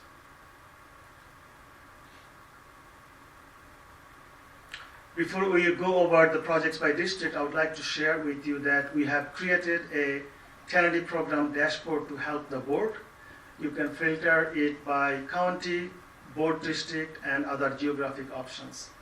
It displays project maps, descriptions, and details of the years, funding amount, and funding types. Iqbal, we have a question from Yes. Board Member Alters.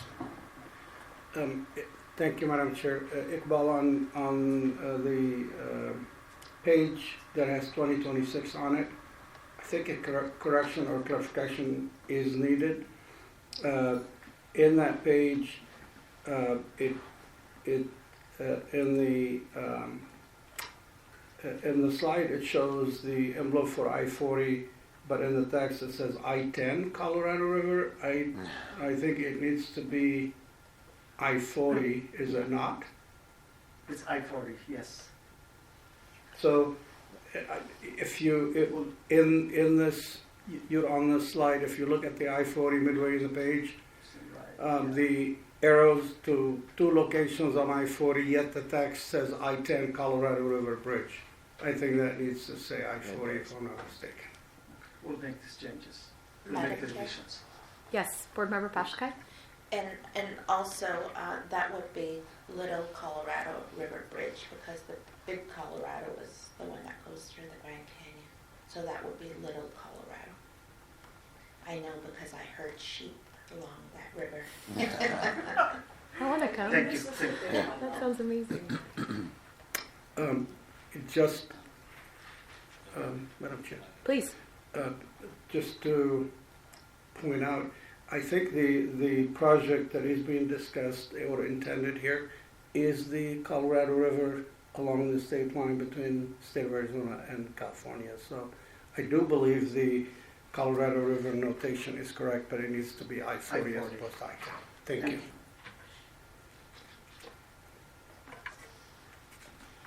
Thank you. Thank you. Thank you for your comment. Proceed. Appreciate it. Now, finally, in 2030, there are also two projects. The completion of the widening on I-17 and design on the number 4 ranked project, which is the southbound widening on I-17 from milepost 298 to 314.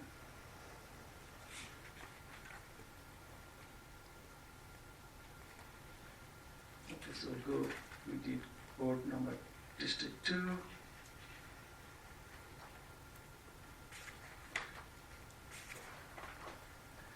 So in District 2, as you can see, there are 16 projects total over the 5-year period, totaling $47 million.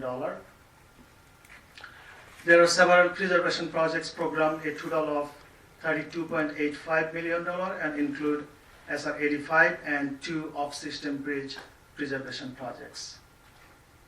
Modernization projects total $14.2 million and include 11 safety projects in the city of Tucson and 2 safety projects in Pima County. Expansion projects in District 2 are shown in the Pima County section of the program, which you will review in the later slide. In District 3, there are 27 total projects programmed for $209 million. This includes actually 20 preservation projects for $135.2 million on I-19B, I-10, SR 82, and also 5 bridge rehab projects, and also the replacement of San Pedro River Bridge. There are 3 modernization projects, including the improvements at the San Simon Port of Entry, and 2 expansion projects are both related to the new Douglas Port of Entry, including $42.5 million for the facility and $20 million for the construction of the new connector road between U.S. border and SR 60.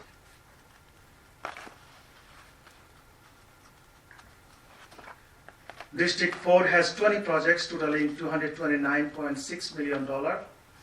Out of these, there are 10 pavement preservation projects covering US 60, US 70, and SR 347.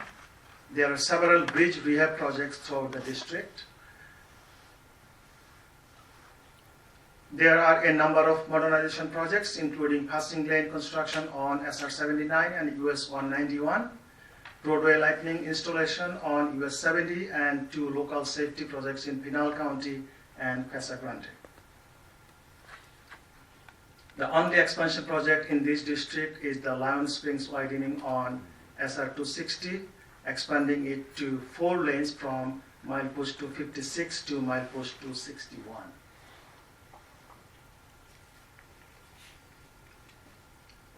Moving on to District 5, there are 53 projects programmed for a total of $654 million. 4 pavement rehab projects for $566 million of this comes in the form of 34 preservation projects, which include 4 pavement rehab projects on I-40, improving a total of 38 miles. Other projects are on US 160 and SR 260. There are 13 bridge rehab or replacement projects in District 5.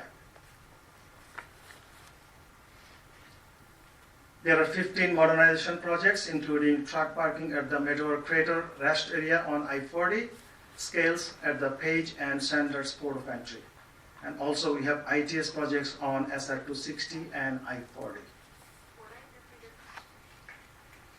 There are 3 design projects totaling $57 million, all related to the north and southbound expansion of I-17 and I-40.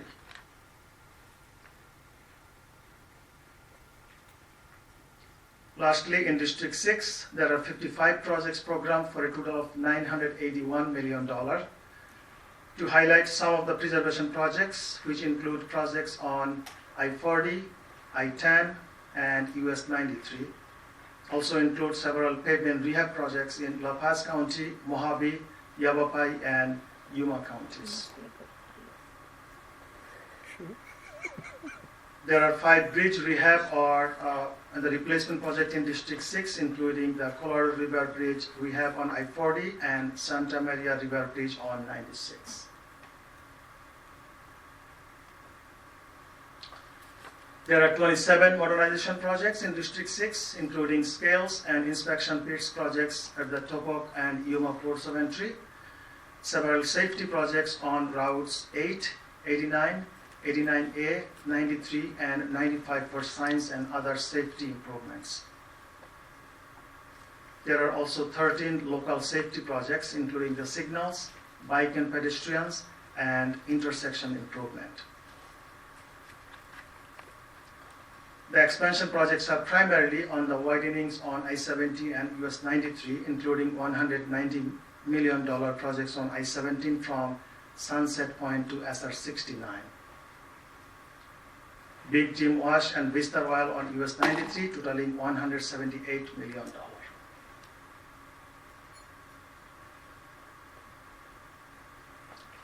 As I mentioned earlier, we have developed a tentative program map dashboard to assist the board in reviewing the projects.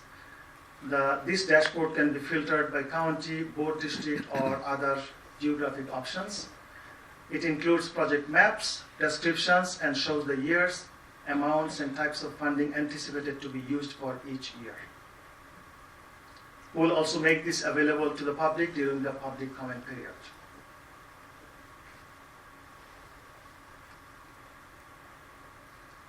Moving on to Maricopa County, the 37% funding allocated to Maricopa County, which is programmed primarily by MAG.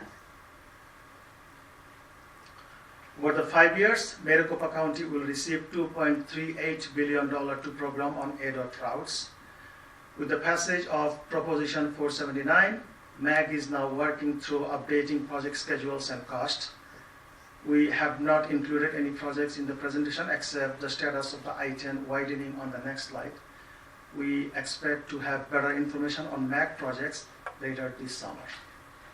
I just want to comment briefly on that as well. There's a lot of moving parts and pieces at the MAG level right now because of the delayed timeline to approving Prop 479, which we had obviously hoped to approve 2 years ago, in which case we would have had a better map, if you will, for this board meeting and for our 5-year plan.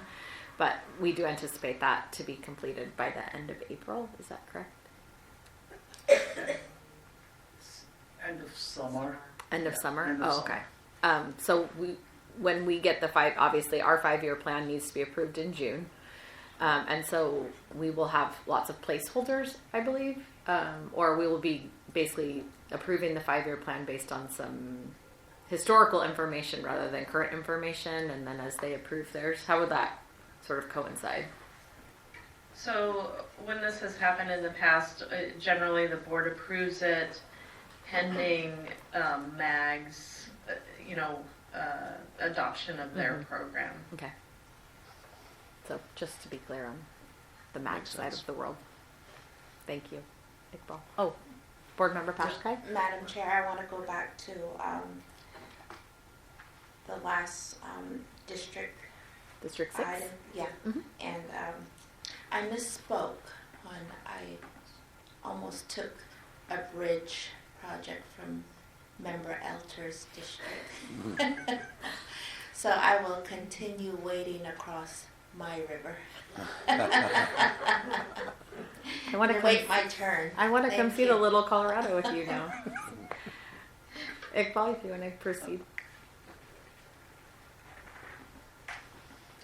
This slide highlights 4 active projects related to I-10 widening in Maricopa and Pinal counties. Just to make sure. Okay. So the first one is Loop 202 to Gila River project. The procurement activities are ongoing. Gila River Bridge, as Randy mentioned, construction is well underway with completion expected by summer 2026.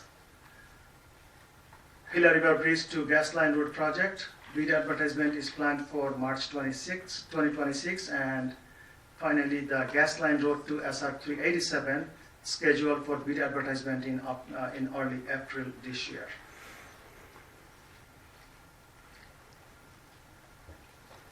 Next is Pima County. The 13% allocated to Pima County and is programmed primarily by PAC. Over the 5 years, Pima County will receive $831 million for ADOT routes. Pima County also has a dedicated tax for transportation projects. I will show you some projects in the next slides. All of these projects include both the 13% allocation plus other funds.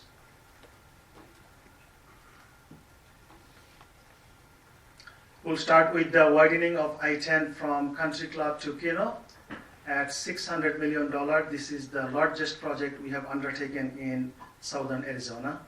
In addition to widening 3 miles of the interstates, we are reconstructing the Kino TI, adding a new TI at Country Club, and making other improvements. The project will be under construction from 2025 through 2028. This map shows the locations of additional PAC projects currently programmed. In addition to the widening from Country Club to Kino, there are 3 more projects on I-10 such as Alvernon Way, Park Avenue TI, and 6th Avenue TI. 2 projects on I-19 such as Valencia to I-10 and Arlington TI. And finally, a new wildlife crossing will be constructed on SR 86.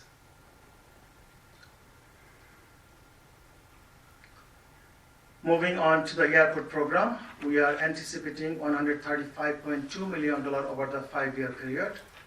The projects have yet to be identified as the Federal Aviation Administration does this work in April each year. As a result, the projects will appear in our final program after these were received from the Federal Aviation.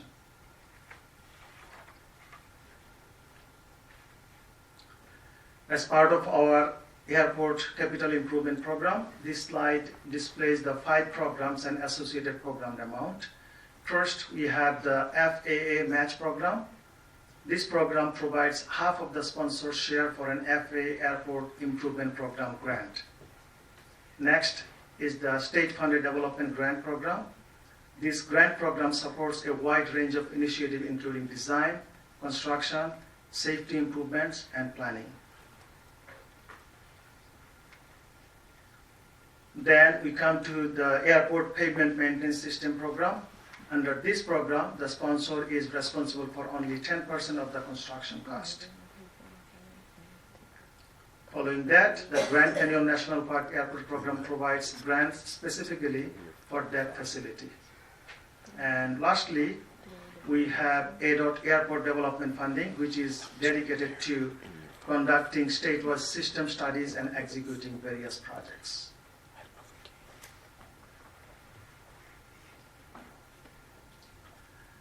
The next step, if the board chooses to approve the tentative program today, the next step would be from March 3rd through May 23rd, public comment. May 16th will be public hearing. June 5th, board study session on draft final program. And on June 20th, final program presented to the board for approval.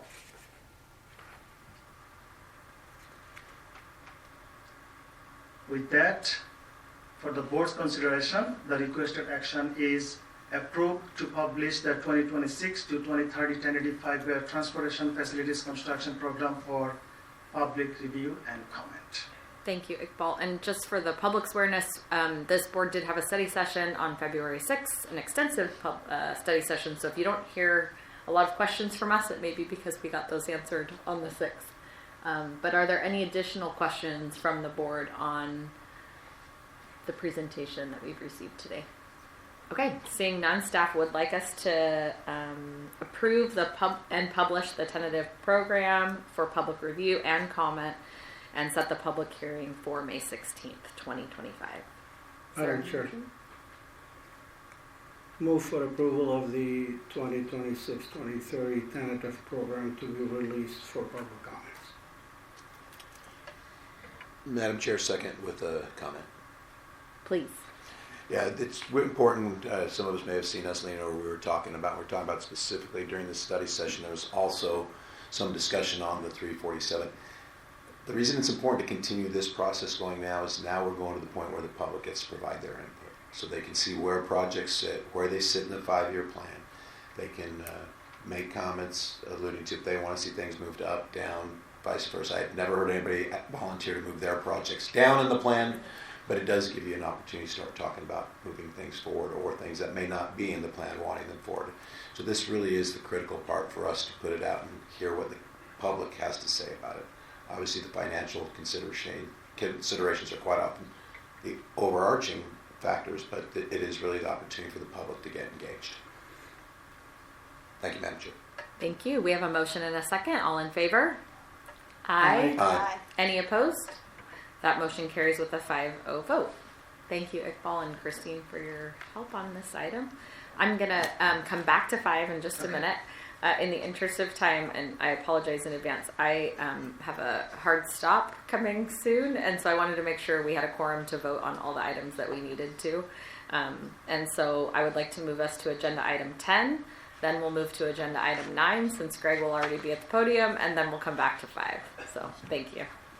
Agenda item 10 is our construction contracts. Before Greg gets started, are there any comments or anything of those 3 construction contracts that you'd like to pull? No. Okay, so to save us some time and because all the information is available in our packet, Greg, is there anything that you think is of specific note or any corrections to the slides that you'd like to provide before we entertain a motion? No, all the information is you've already received it all. Terrific. So is there a motion to approve items 10A, 10B, and 10C in one motion? Madam Chair, I would just like to clarify, the motion would be to award item 10A, award item 10B, and then reject all bids on item 10C. Yes, yes. I appreciate that. Thank you. Madam Chair, I move for approval to award items 10A, award item 10B, and reject item 10C. I'll second. We have a motion and a second. All in favor say aye. Aye. Aye. Any opposed? None. Madam Chair, one quick question though. Please. I would like to hear just about item C, if the rejection was for the cost, because obviously it's huge, or if it has to do with also having a single bidder, or both. So, Madam Chair, Board Member Maxwell, yes, we only had one bid on that project. It was substantially higher in almost all categories. So consequently, the entity has decided to not accept that bid. They just don't have the funding for the overage. So All right. they will bring that back. We're going to look at doing some revisions and bring it back in the future. And so the clarification, the city of Yuma is the one that said they can't, because a lot of times when it's over our bid, they have to come up with excess money, and good luck to them getting something closer, because that wasn't even close. Not in the ballpark. All right, agenda item 9. We'll move to the state engineer's report. Great. So for the state engineer's report, and I'm going to give you an option here. Let me go through it. We've got 103 projects that are under construction worth $3 billion. 7 projects that have been finalized in the month of January, which is worth $39 million. Fiscal year to date, there's 54 projects have been finalized. I'm going to give you an option here. I can go through every single one of the districts, or if anybody has any questions on any projects, I can take those offline and we can just get through this. I hate to make everybody rush through it. I'm sure you worked hard on that preparation, but it is great information for everybody to have. So. Okay, I will go through each one. Oh no, I meant you can skip it. I'll sit down too. What I meant to say, Greg, is I really appreciate the hard work you put in, and I absorbed all of the information that you provided. And Madam Chair, as you said before, we do have the copies of all these slides, so we do. see everything that he's not talking about today. And it is available to the public as well. So important caveat. Thank you. Thank you. All right, we'll move back to Iqbal. You command the stage today. We are not letting you off the hook, and we'll come back to agenda item 5.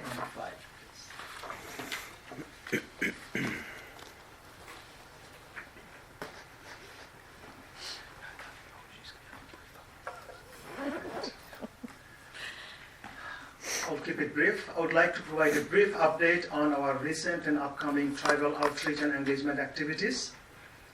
In January and early February, we participated in key meetings, including the Arizona Strategic Highway Safety Plan Tribal Lands Emphasis Area meetings,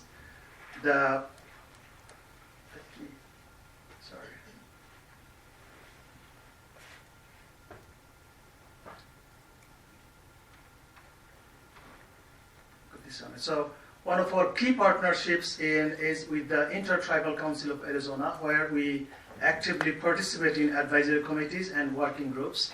This focus on transportation enhancements and safety initiatives for tribal lands. On January 23rd, ADOT and Intertribal Council of Arizona hosted the tribal working group meetings. In that meeting, we discussed critical updates such as the AZ Smart Funds program, ensuring funding accessibility for tribal transportation projects.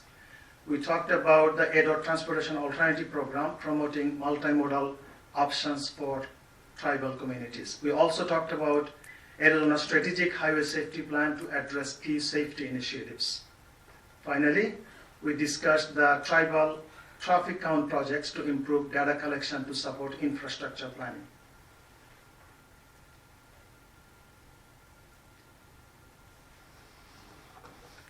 Next, I would like to provide a brief update on the recent and upcoming tribal outreach and engagement activities.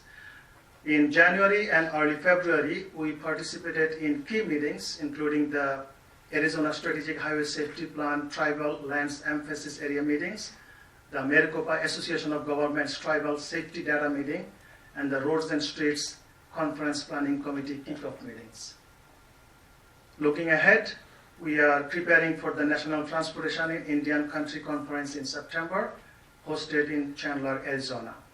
This event will provide a valuable platform to discuss tribal transportation challenges and opportunities at a national level. This concludes my presentation on tribal transportation updates. Thank you. Now I invite Jason James, the P2P manager with the Multimodal Planning Division, to provide an overview of the P2P process.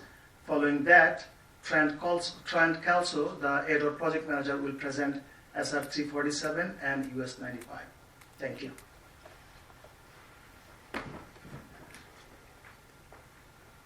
Excellent. Thank you, Iqbal. Appreciate it. Good morning, Madam Chair, members of the board. Good to see all of you. Which one is? Yeah.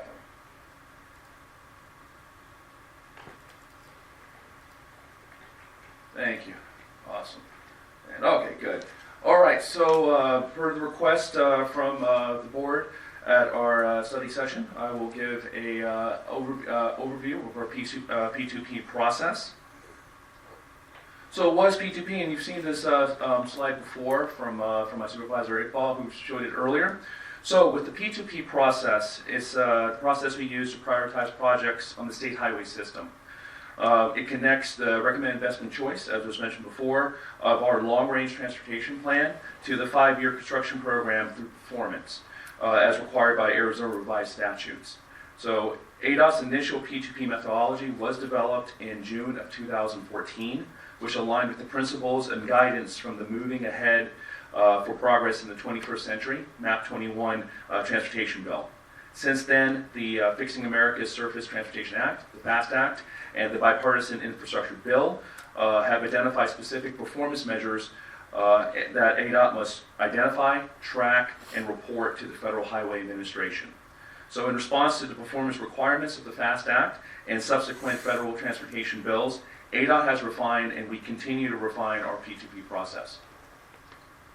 So why P2P? And this is a running thing throughout the country because we don't have a lot of money to spend. Per the 20-year financial forecast from the current ADOT long-range transportation plan, which forecasted revenues and needs on the state highway system from 2026 to 2050, ADOT is approximately $2.5 billion in the hole every year in just maintaining our existing state highway system pavement. Now, if we consider the other needs of the state highway system, including mobility, safety, freight, bridge needs, we're actually $6.5 billion in the hole every year. So because of that, the P2P process is crucial in providing a data-driven approach to investing limited state dollars in appropriate transportation projects. Additionally, per what you see on the screen here, per federal statute and state statute, ADOT is required to have a performance-based planning programming process in order to maximize the use of our public funds. This next slide here is our P2P flowchart. With this process, this is a year-long process. We do every single, this pretty much we do daily, every day for on an annual basis. So where we're at, as everyone knows, is right now in the draft 5-year program. And about to go to public outreach. On the right-hand side of the screen, but for myself as the P2P manager and my team, I'm already on the left-hand side of the screen starting the 27 to 31 cycle. One of the big things we'll do in early coordination is actually doing road reviews in the field with all 7 of our engineering districts and our subject matter experts, driving the roads, looking at all the project priorities for next year's P2P cycle. So this one right here, this shows our scoring overview. I will do just a little bit of a deep dive in the next few slides on how we approach scoring our pavement preservation, bridge preservation, modernization, and expansion projects in Greater Arizona.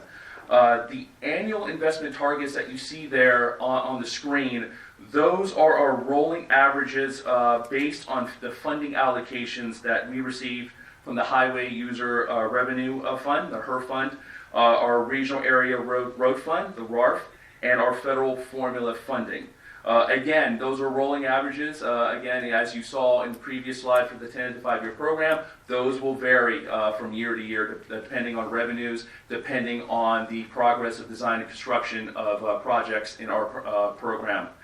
And also a reminder too that with our annual investment targets, they do not include any of the national grants, governor's office funding, or any congressional earmark projects. Those are just strictly the funding that we receive as ADOT on an annual basis. And then as far as the scoring, like I said, I'll get into the detail on that here in the next few slides. All right, so the first thing I want to talk about real quick, Jason, yes. on that last slide. Absolutely. Who determines the 390, the 60, the 132, and the 90? Is that specific to how the funding is coming in, or is that a decision that's made through the planning process? Gotcha. That is actually made through the planning process through our long-range transportation plan. So once we get determined what our recommended investment choice is, then we look at our revenues like, okay, where do we want to prioritize our fund? So this is actually based off of the funds that we can actually utilize in our planning process. So it's the planning process. So that is discretionary as far as the buckets are concerned. That's Yes, where I ma'am. was going. Okay, thank you. I'd just like to clarify something real quick, though. The board approves that recommended Yes. investment choice. Right. Okay. Yeah. No, I just wanted to make sure that, like, if we decided that we Yeah. wanted to make a shift, we could. Absolutely. Thank you. Thanks for that clarification, Director Hoff. All right. So for the pavement preservation scoring, so you see the breakdown of our scoring here. Again, with our preservation of our system, that's any activities that's improved and sustained the condition of our roadway to a state of good repair. On the right-hand side of the screen, you see all the different work types associated with our pavement preservation activities. On the left-hand side of the screen, you see the percentages. So 51% comes directly from our technical scoring as provided by our pavement technical group. 40% of the scoring comes from our district. So we filter out all the top-rated pavement rehab projects and preservation projects by 7 engineering districts, and they go to our district administrators to provide their district ranking, and then we have our policy score there, which I'll talk about in a little bit. One more question on that. Sorry. yes. And I encourage the board to ask questions as we go because this is a very technical process, and so please jump in too. What about when a project spans 2 different districts, such as the 347? Gotcha. In those situations, we typically will put it in the engineering district where the most amount of roadways in. So if majority, like 3/4 of the roadways, and the southwest district, and only about 1/4 in the central, we'll put it in the southwest. So that's usually typically how we do that. So you don't put 2 engineers' heads together.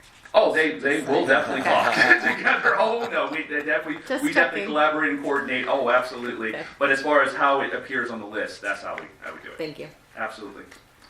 All right, so in the middle of the screen here, the performance targets, those are identified from our ADOT Transportation Asset Management Plan, and that is our strategic document that outlines our approach to managing and maintaining our transportation infrastructure system.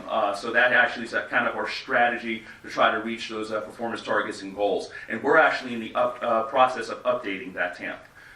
With the measures that we use, so for our technical group, our technical scoring, we look at such measures as IRI, which is International Roughness Index. That's an assessment of the overall pavement ride quality. Look at the cracking of the road, the rutting, depression or groove worn into the road by the travel of the wheels. Deterioration factors, that includes surface distresses, drainage, traffic volumes, the impact of heavy vehicles on the pavement surface, and also the base condition of the roadway, which we get from our coring data and our pavement data trucks, which drive all the roads on an annual basis. And then also look at the life cycle factors, which is cradle to grave of a roadway, from the time of original construction to the terminal condition for a pavement structure. And then I already talked about our district scoring. As far as our policy scoring, we have 5% that goes to a scope project. This is something that's actually specific just for pavement, and this is a project that was scoped in the top 20 of the previous P2P cycle. And the reason why we added this specifically for pavement is because number one, our number one priority is the preservation of our pavement and our state highway systems. But we ran into a problem where we would have these projects, specifically in a lot of rural communities, that would rank number 16, number 15, year after year. Rank high, but not enough to get funded. And then all of a sudden it goes to number 6 or 5, but it's no longer a pavement rehab or preservation project, it's a reconstruction project. So it's just tripled or quadrupled the cost. So in order to be more proactive in getting those type of projects off the list and not turning into reconstruction projects, we added this. So, and then the other measure too is disadvantaged communities. And this is an extra 4 points for any project that's located in a census tract that meets 1 of 8 categories of burden or within the boundaries of a federally recognized tribe. And this measure was actually added a couple years ago at the directive of previous State Treasury Board members Jesse Thompson and Gary Knight to help the competitiveness of rural area road projects. All right. Next one right here is our bridge preservation scoring. Again, any activities that improve or sustain the condition of a bridge to a state of good repair. Again, we see all on the right-hand side of the screen all the different work types associated with this scoring. With our scoring, we have 60% comes directly from our bridge technical group, 30% from our districts, and 10% policy scoring. The performance targets, as I mentioned before, are in line with our transportation asset management plan. The measures we look at, when we look at specifically for a bridge technical score, we look at the condition of the deck, which is the surface of the bridge where you cross. We look at the condition of the superstructure, and that's the portion of the bridge that supports the deck and connects one substructure element to another. That's a deck slab, a girder, a truss. We also look at the condition of the substructure, which is the portion of the bridge that supports the superstructure and distributes all the bridge loads to below ground bridge footings. That's piers, abutments, wing walls, and returns, the foundation. We also look at the bridge scour. That's the removal of any sediments such as sand and gravel from around the bridge abutments and piers. Also look at the life cycle factors that I talked about earlier.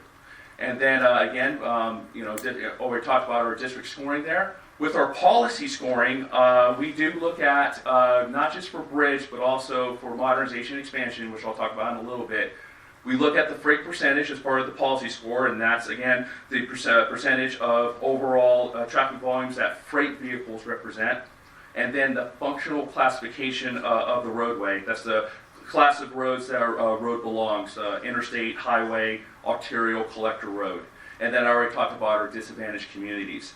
And just want to note, too, the reason why you see freight percentage and functional classification in the policy score here, and you also see it for modernization and expansion, and you didn't see it in our pavement, is because those two measures are already inclusive in the technical scoring for our pavement. So we didn't want to double dip those measures. All right, next up is our modernization, and that's any improvements that upgrade efficiency, functionality, and safety without adding capacity. So pretty much we have 21 different work types here. It's any work types that doesn't add a new road or new lane. So that's I guess another way of defining modernization. So as far as the technical score, we have 35% of the technical score comes directly from either our applicable ADOT technical groups or from a study. So we have a series of statewide studies, DCRs, roadway safety assessments, and also local studies that come from our cognitive PO partners that contribute to that technical score and the project nominations that go into that modernization list. 30% of the score comes from our districts. 25% of the score is our safety score, which we base on level of safety, which is looking at the last 5 years of crash history and also looking at the observed, and also comparing it to the predicted average crash frequency at a site using highway safety manual guidelines. And then finally, our policy score, which I already discussed, those three measures there. All right, next up here is our expansion scoring. And again, that's any improvements that add new capacity by adding new facilities. So new roads, new lanes, new TIs. So 50% of our scoring for our expansion scoring comes directly from our Arizona travel demand model. The measures that we look at include level of service, which is a rating system that measures how well a transportation facility is operating. So it's used to assess traffic congestion and delay at intersections and on roadways. We look at total delay, which is the difference between the travel time that's actually experienced by the traveling public and comparing that to a reference travel time during ideal conditions where there's no accidents, no incidents. So kind of comparing the two, and that's what gives us total delay.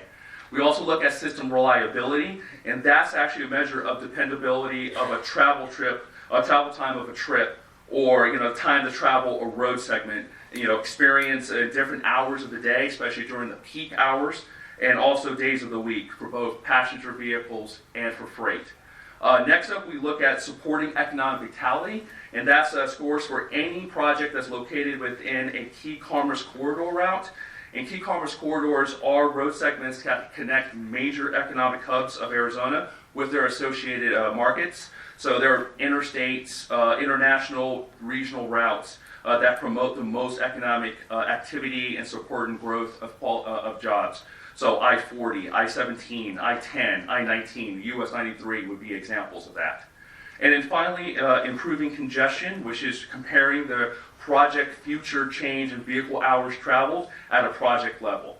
So those are the things that factor in to our technical scoring.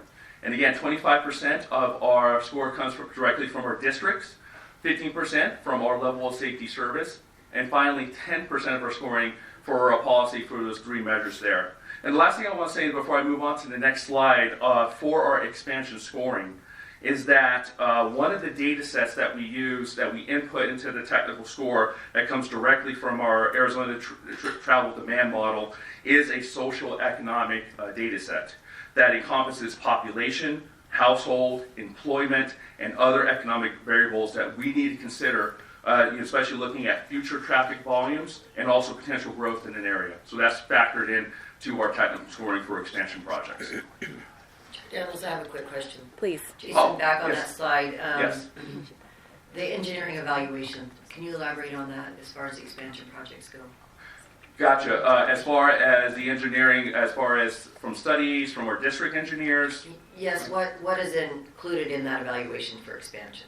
Okay, gotcha. So usually, again, like I said before, we depend a lot on our model on that, but we do base a lot of it on DCRs. A lot of times we will do a DCR on a particular roadway design concept report to see, okay, number one, does this road warrant widening? And then what type of widening? Do we have to widen 4 lanes, 6 lanes?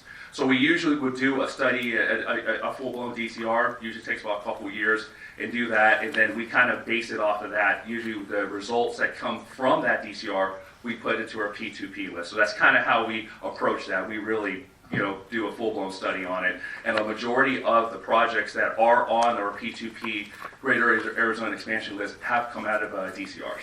A few of them have been just recommendations that we analyze with our traffic demand model and in the field. The majority of them came from studies like that really looked at it from a very extensive lens. So, but to add on to that, Madam Chair and Mrs. Howard, a lot of the design concept reports, instead of DCRs, is we establish the scope of the project. We do engineering analysis, whether it's traffic impact analysis, traffic engineering studies, as well as then the technical studies of whether there's geometric concerns or other engineering type concerns. So we go through the different engineering disciplines within the highway and the horizontal construction aspect in order to evaluate those as part of the design concept report, that DCR. So it is pretty thorough in that it's multidisciplined to look at it in order to determine what is needed within that specific area. Excellent. Thank you. All right. Any other questions on this before I move on to the next slide? Okay. So as far as our P2P process, again, it's a continuous improvement process every single year, especially when we conclude another cycle. We're always looking at different ways of improving our process. We do consult a lot with our external stakeholders, which includes our COGs, our MPOs, our tribes, our board, our districts, always looking at annual lessons learned to really refine the process as much as we can. So just some of the things, I'll go through this real quickly as far as continuous improvement that we did in the last cycle. We did expand our field time for our road reviews. We have some very big districts around the state that take a few days to drive, so we took that extra time. We also added a call for new projects for our state legislative representatives, so that is now part of our process. We updated our recommended investment choice and annual investment targets per our long-range transportation plan that was adopted about a year and a half ago. We did update our expansion project scoring criteria, that technical scoring that I showed you earlier. We actually had a consultant look at it and compare it to other DOTs across the country, just to see, okay, how can we modernize this to be in line with what a lot of folks are doing and to reach national goals when it comes to expansion projects. So that was updated there. And then, as I mentioned before, we added the scope project measure for our pavement projects.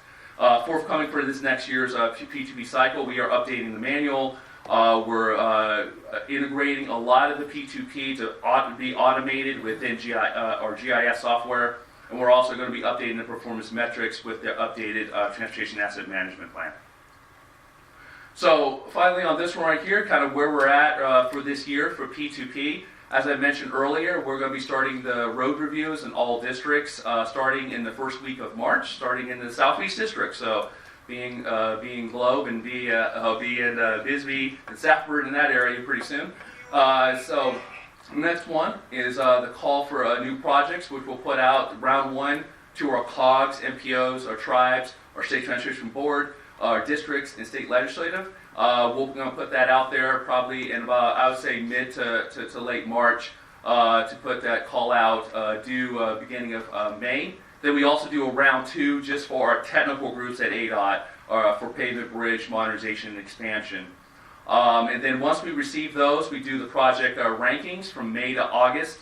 We do the technical ranks in May to June, district ranks in about June timeframe, safety and policy scores in July, and finally, I will myself and my team will QA/QC all the final scores, finalize the district project list, follow up with our internal and external stakeholders on the list to make sure we're capturing everything in August timeframe, and that leads to our P2P workshops for all 7 of our engineering districts in September, and then we finalize the list in October. And once I finalize the list, I hand that baton to my colleague, Lisa, and she takes it from there for programming. So, and then I start 2832. so there you go. And I think that was the last slide. So I'll stop right there, and I'll take any questions or comments. Terrific. Thank you, Jason. Appreciate it. I have one question, but look to the board if you have additional.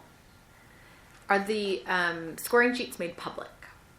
They are not. They are not on our public website. However, they are available upon request. Okay. So if anybody from our public or anyone from our external stakeholders request it, I provide it to them. But as of right now, we have not put it on the website. Okay, thank you. Appreciate that. Yeah. Any other questions for Jason? All right, that moves us to our 347 report. Excellent, and thank I think you. That's Trent. It's really helpful to see how we get all the way here, and now actually we get to do the practical application of the scoring sheet. I'm hoping you have it available for us today. I do not have the scoring sheet available. Okay, I will ask that we receive that, just because it is so critically important to the prioritization. Sure. So yeah, I'll get that. Make sure that that's transmitted to you. Thank you. Team. Terrific. So good morning, and thank you for the opportunity to present updates on items 5C and 5D, the State Route 347 and US 95 corridors. And I'm happy to say that I was sitting in my rocking chair this morning. I had a long dissertation all written out word for word, and I'm happy to report that I scrapped it all. Okay, I'm going to just focus it in on the high points here. Well, please don't be offended, because at some point in this presentation, both Ted and I will have to leave. So I apologize in advance. It wasn't anything you said. That's fine. I'll try to keep it as short as possible. Board member Elters will take over the meeting. Sure. Sure. Okay. So the first slide here is just a state map to kind of orient everybody where the projects are, the segments are within each respective corridor. So State Route 347, we have 4 separately funded projects that ADOT is actively developing. All of these projects are within the Gila River Indian community. So we've been collaborating and partnering with the community throughout this process, and we'll continue to do so as we develop and implement the projects. These 4 projects include pavement rehabilitation and corridor widening, a new interchange, and intersection improvements. And the projects are at various levels of completeness and funding. So the first project that I'd like to talk about is the pavement rehabilitation project, and it extends from I-10 to the Maricopa city limits. The second project, and I'll have on the third and fourth slides, I have additional information regarding the funding and the timing of these projects. So I'll expand upon these. The second project is intersection improvements at Mammoth Way and Casablanca Road. The third project is the new interchange planned at Riggs Road. And the final project is the corridor widening project. Approximately 6.1 miles of the corridor is in Maricopa County and 7.3 is in Pinal County. And really, the Pinal County segment is of the corridor widening is the missing piece of the funding pie, and that's kind of why I'm here to talk about or give an update on the corridor. So, looking at the corridor funding table we have here, we have 4 projects. Again, some fully funded, some partially funded, and they use a variety of funding sources. Now, I've updated some of the numbers in the table, primarily in the funding and estimates column, and made them add up too. So there's a little bit of a change from the original packet, but it didn't impact what is important in this presentation, and that's the shortfall.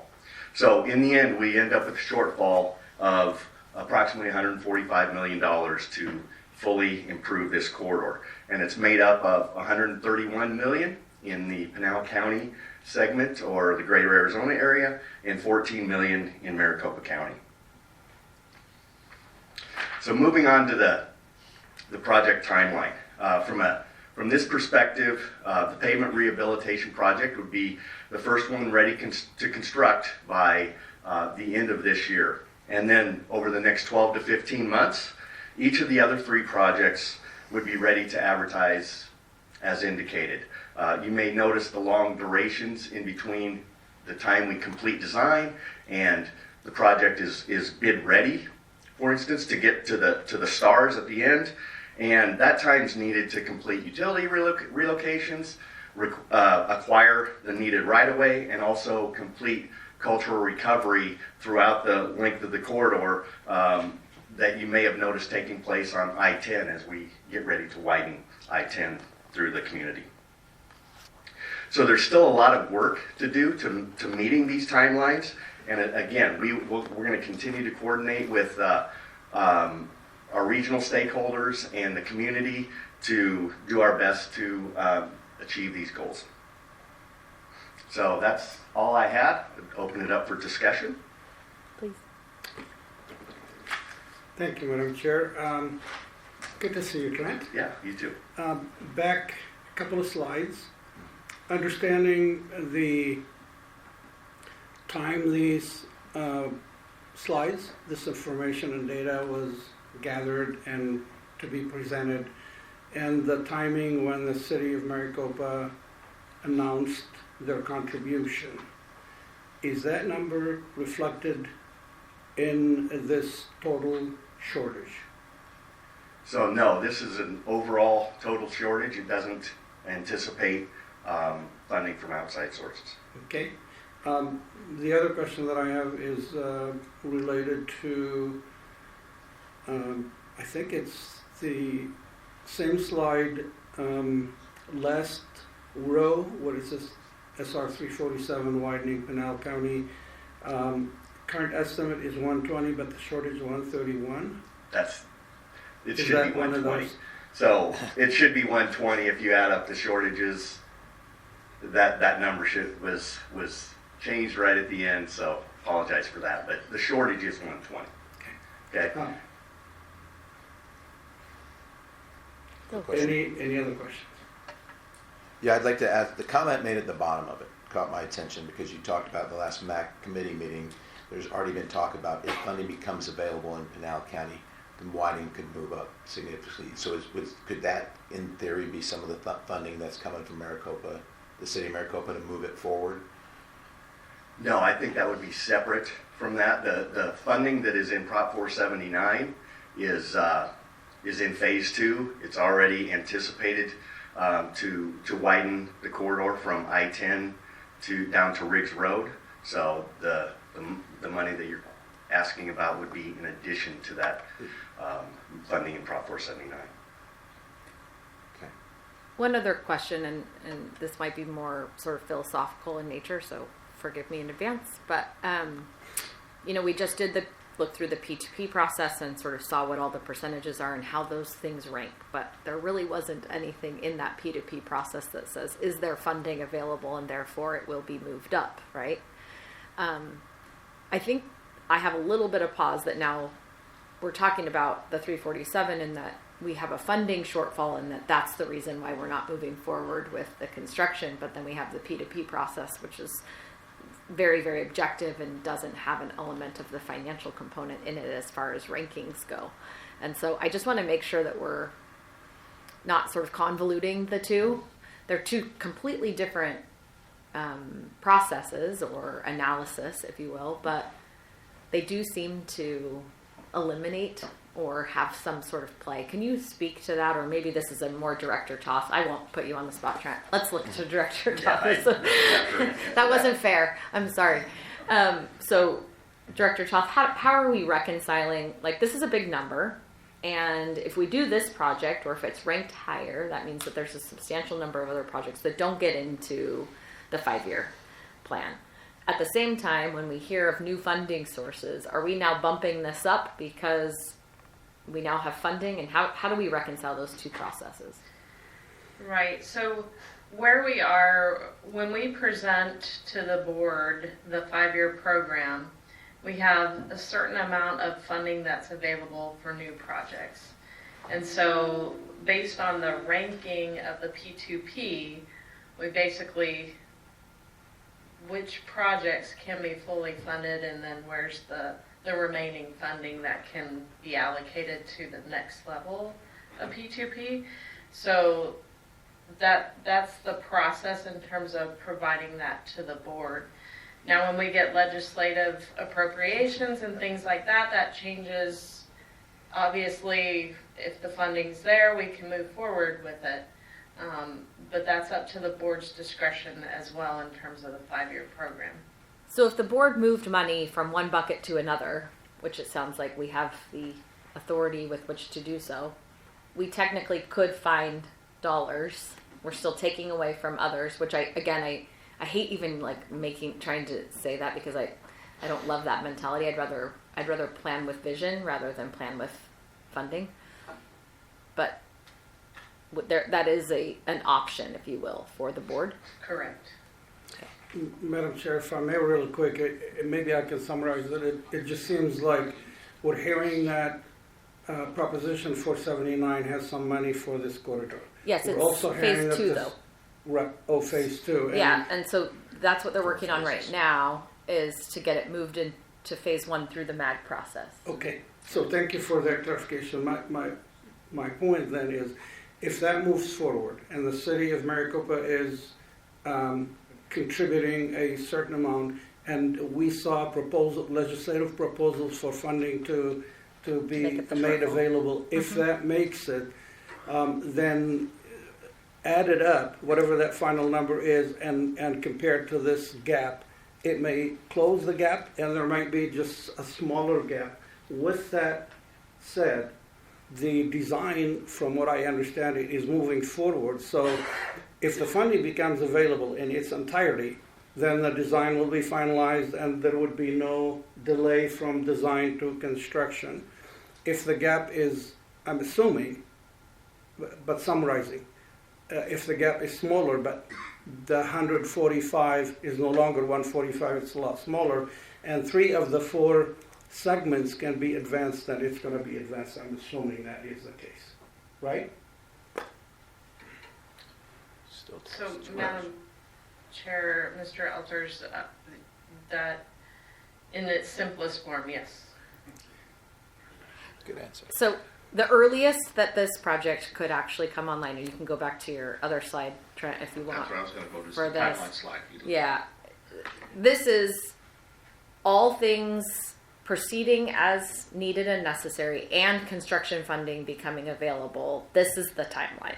Right, that's why we call it bid ready, Right. essentially. Obviously, the pavement rehab project is funded in 2026 in the tentative program, so that would proceed as planned.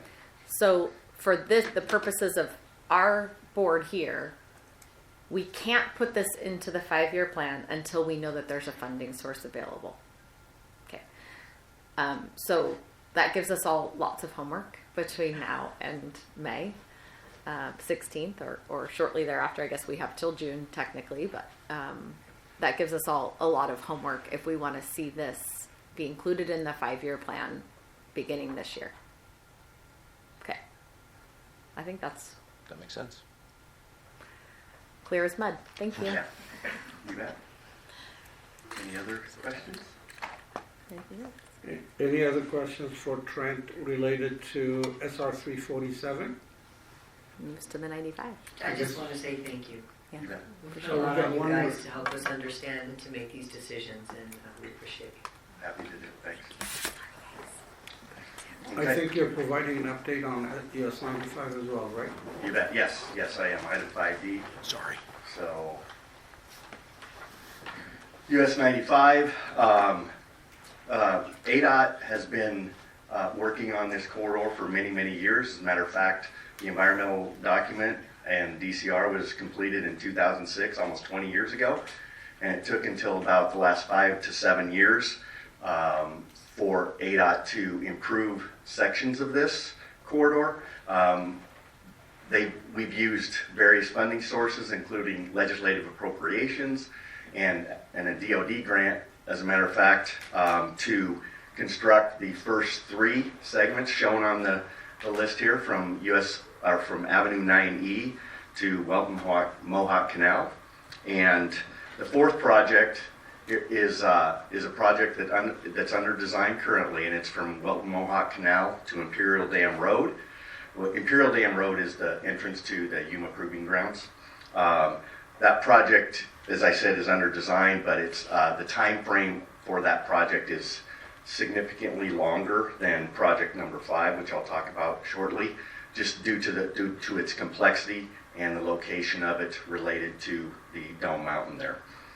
So moving on to segment 5, the project that we're discussing from Imperial Dam to Aberdeen Road.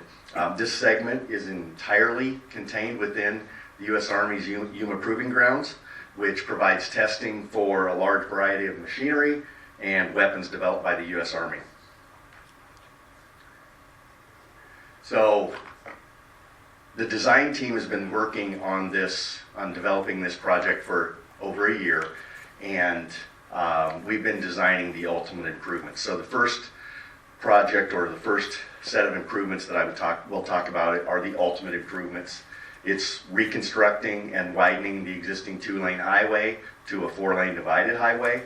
It's constructing 2 new roundabouts and a wider intersection at Martinez Lake Road, new bridge over the existing military tank crossing, which happens at grade currently, and then protecting the corridor with wildlife fencing for 11.7 miles. A lot of the incidents that happen on US 95 here are related to borough strikes.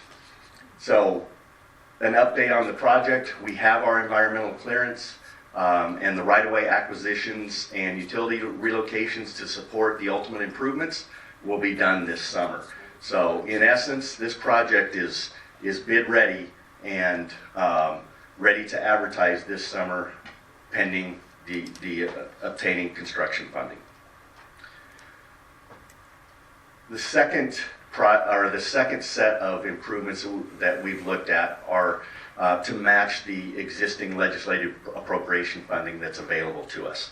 And we call that the intersection only project, intersection improvements. So essentially, the 2 roundabouts at either end of the corridor would be constructed to their ultimate condition with this project, and we would also widen Martinez Lake Road. In between the 2 roundabouts, we would have to construct tapers and tie back into the existing 2-lane facility. And because we're not reconstructing the entire length, we'd have to rehab the pavement in between the roundabouts.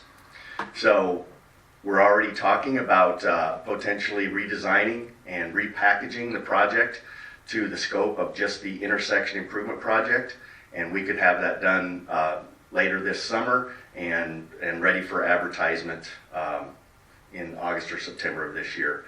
And again, the environmental, all of the clearance documents or the clearance efforts that have been undertaken have been to support the ultimate improvements. So since these improvements are compatible with the ultimate, we're in the same condition or position regarding the ability to deliver the project.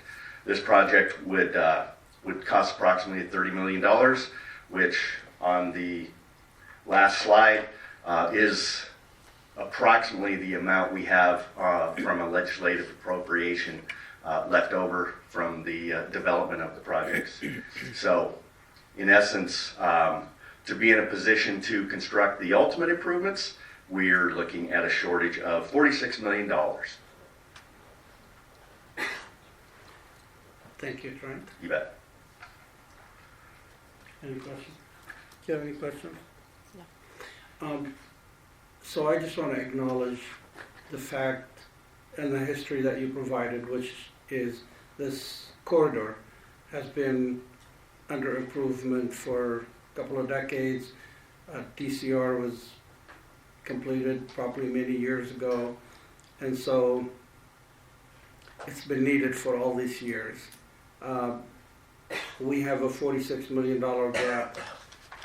Has there been any, that you're aware, are you aware of any discussion related to potentially closing this gap from any source, including the base? I just can't help but wanting to ask that question, understanding that the longer it's delayed, the more it will cost eventually, and it will still be needed. Right. No, not specifically. However, the base, the Yuma Proving Grounds, is performing utility relocations at their expense to set the project up for the ultimate improvements. They're performing those right now to be done by this summer. Is it like an in-kind contribution, Trent? You could call it that, yes. Now, we did submit for a Department of Defense grant earlier this year, and we found out in July that we were not accepted. I think we submitted for $15 million to help close that gap. Again, we weren't successful, but as you said, this corridor has been under development for quite some time, and the state is actively looking, along with Crystal Figueroa from YMPO, actively looking to try to obtain additional funding to fully improve this corridor. Thank you. I do have one question. With so many changes in leadership at the federal level, do you see any improvement through the DoD for projects like this forthcoming, or? Well, the DoD has $100 million available every year for their projects, so this is not like a mega grant type situation. Like when we got the DoD grant for the third project on that screen there, we only asked for $13 million, and at that time that was the largest project ever awarded under that DoD program. So I'm not anticipating that there would be any increase in that possibility. Thank you. Okay, that completes 5D. We still have 5E. Any last minute items? Nope. Okay, thank you. Since we jumped around, I think we're ready to go to item 11. So moving on to agenda item 11 for any future suggestions from any board members? Any future?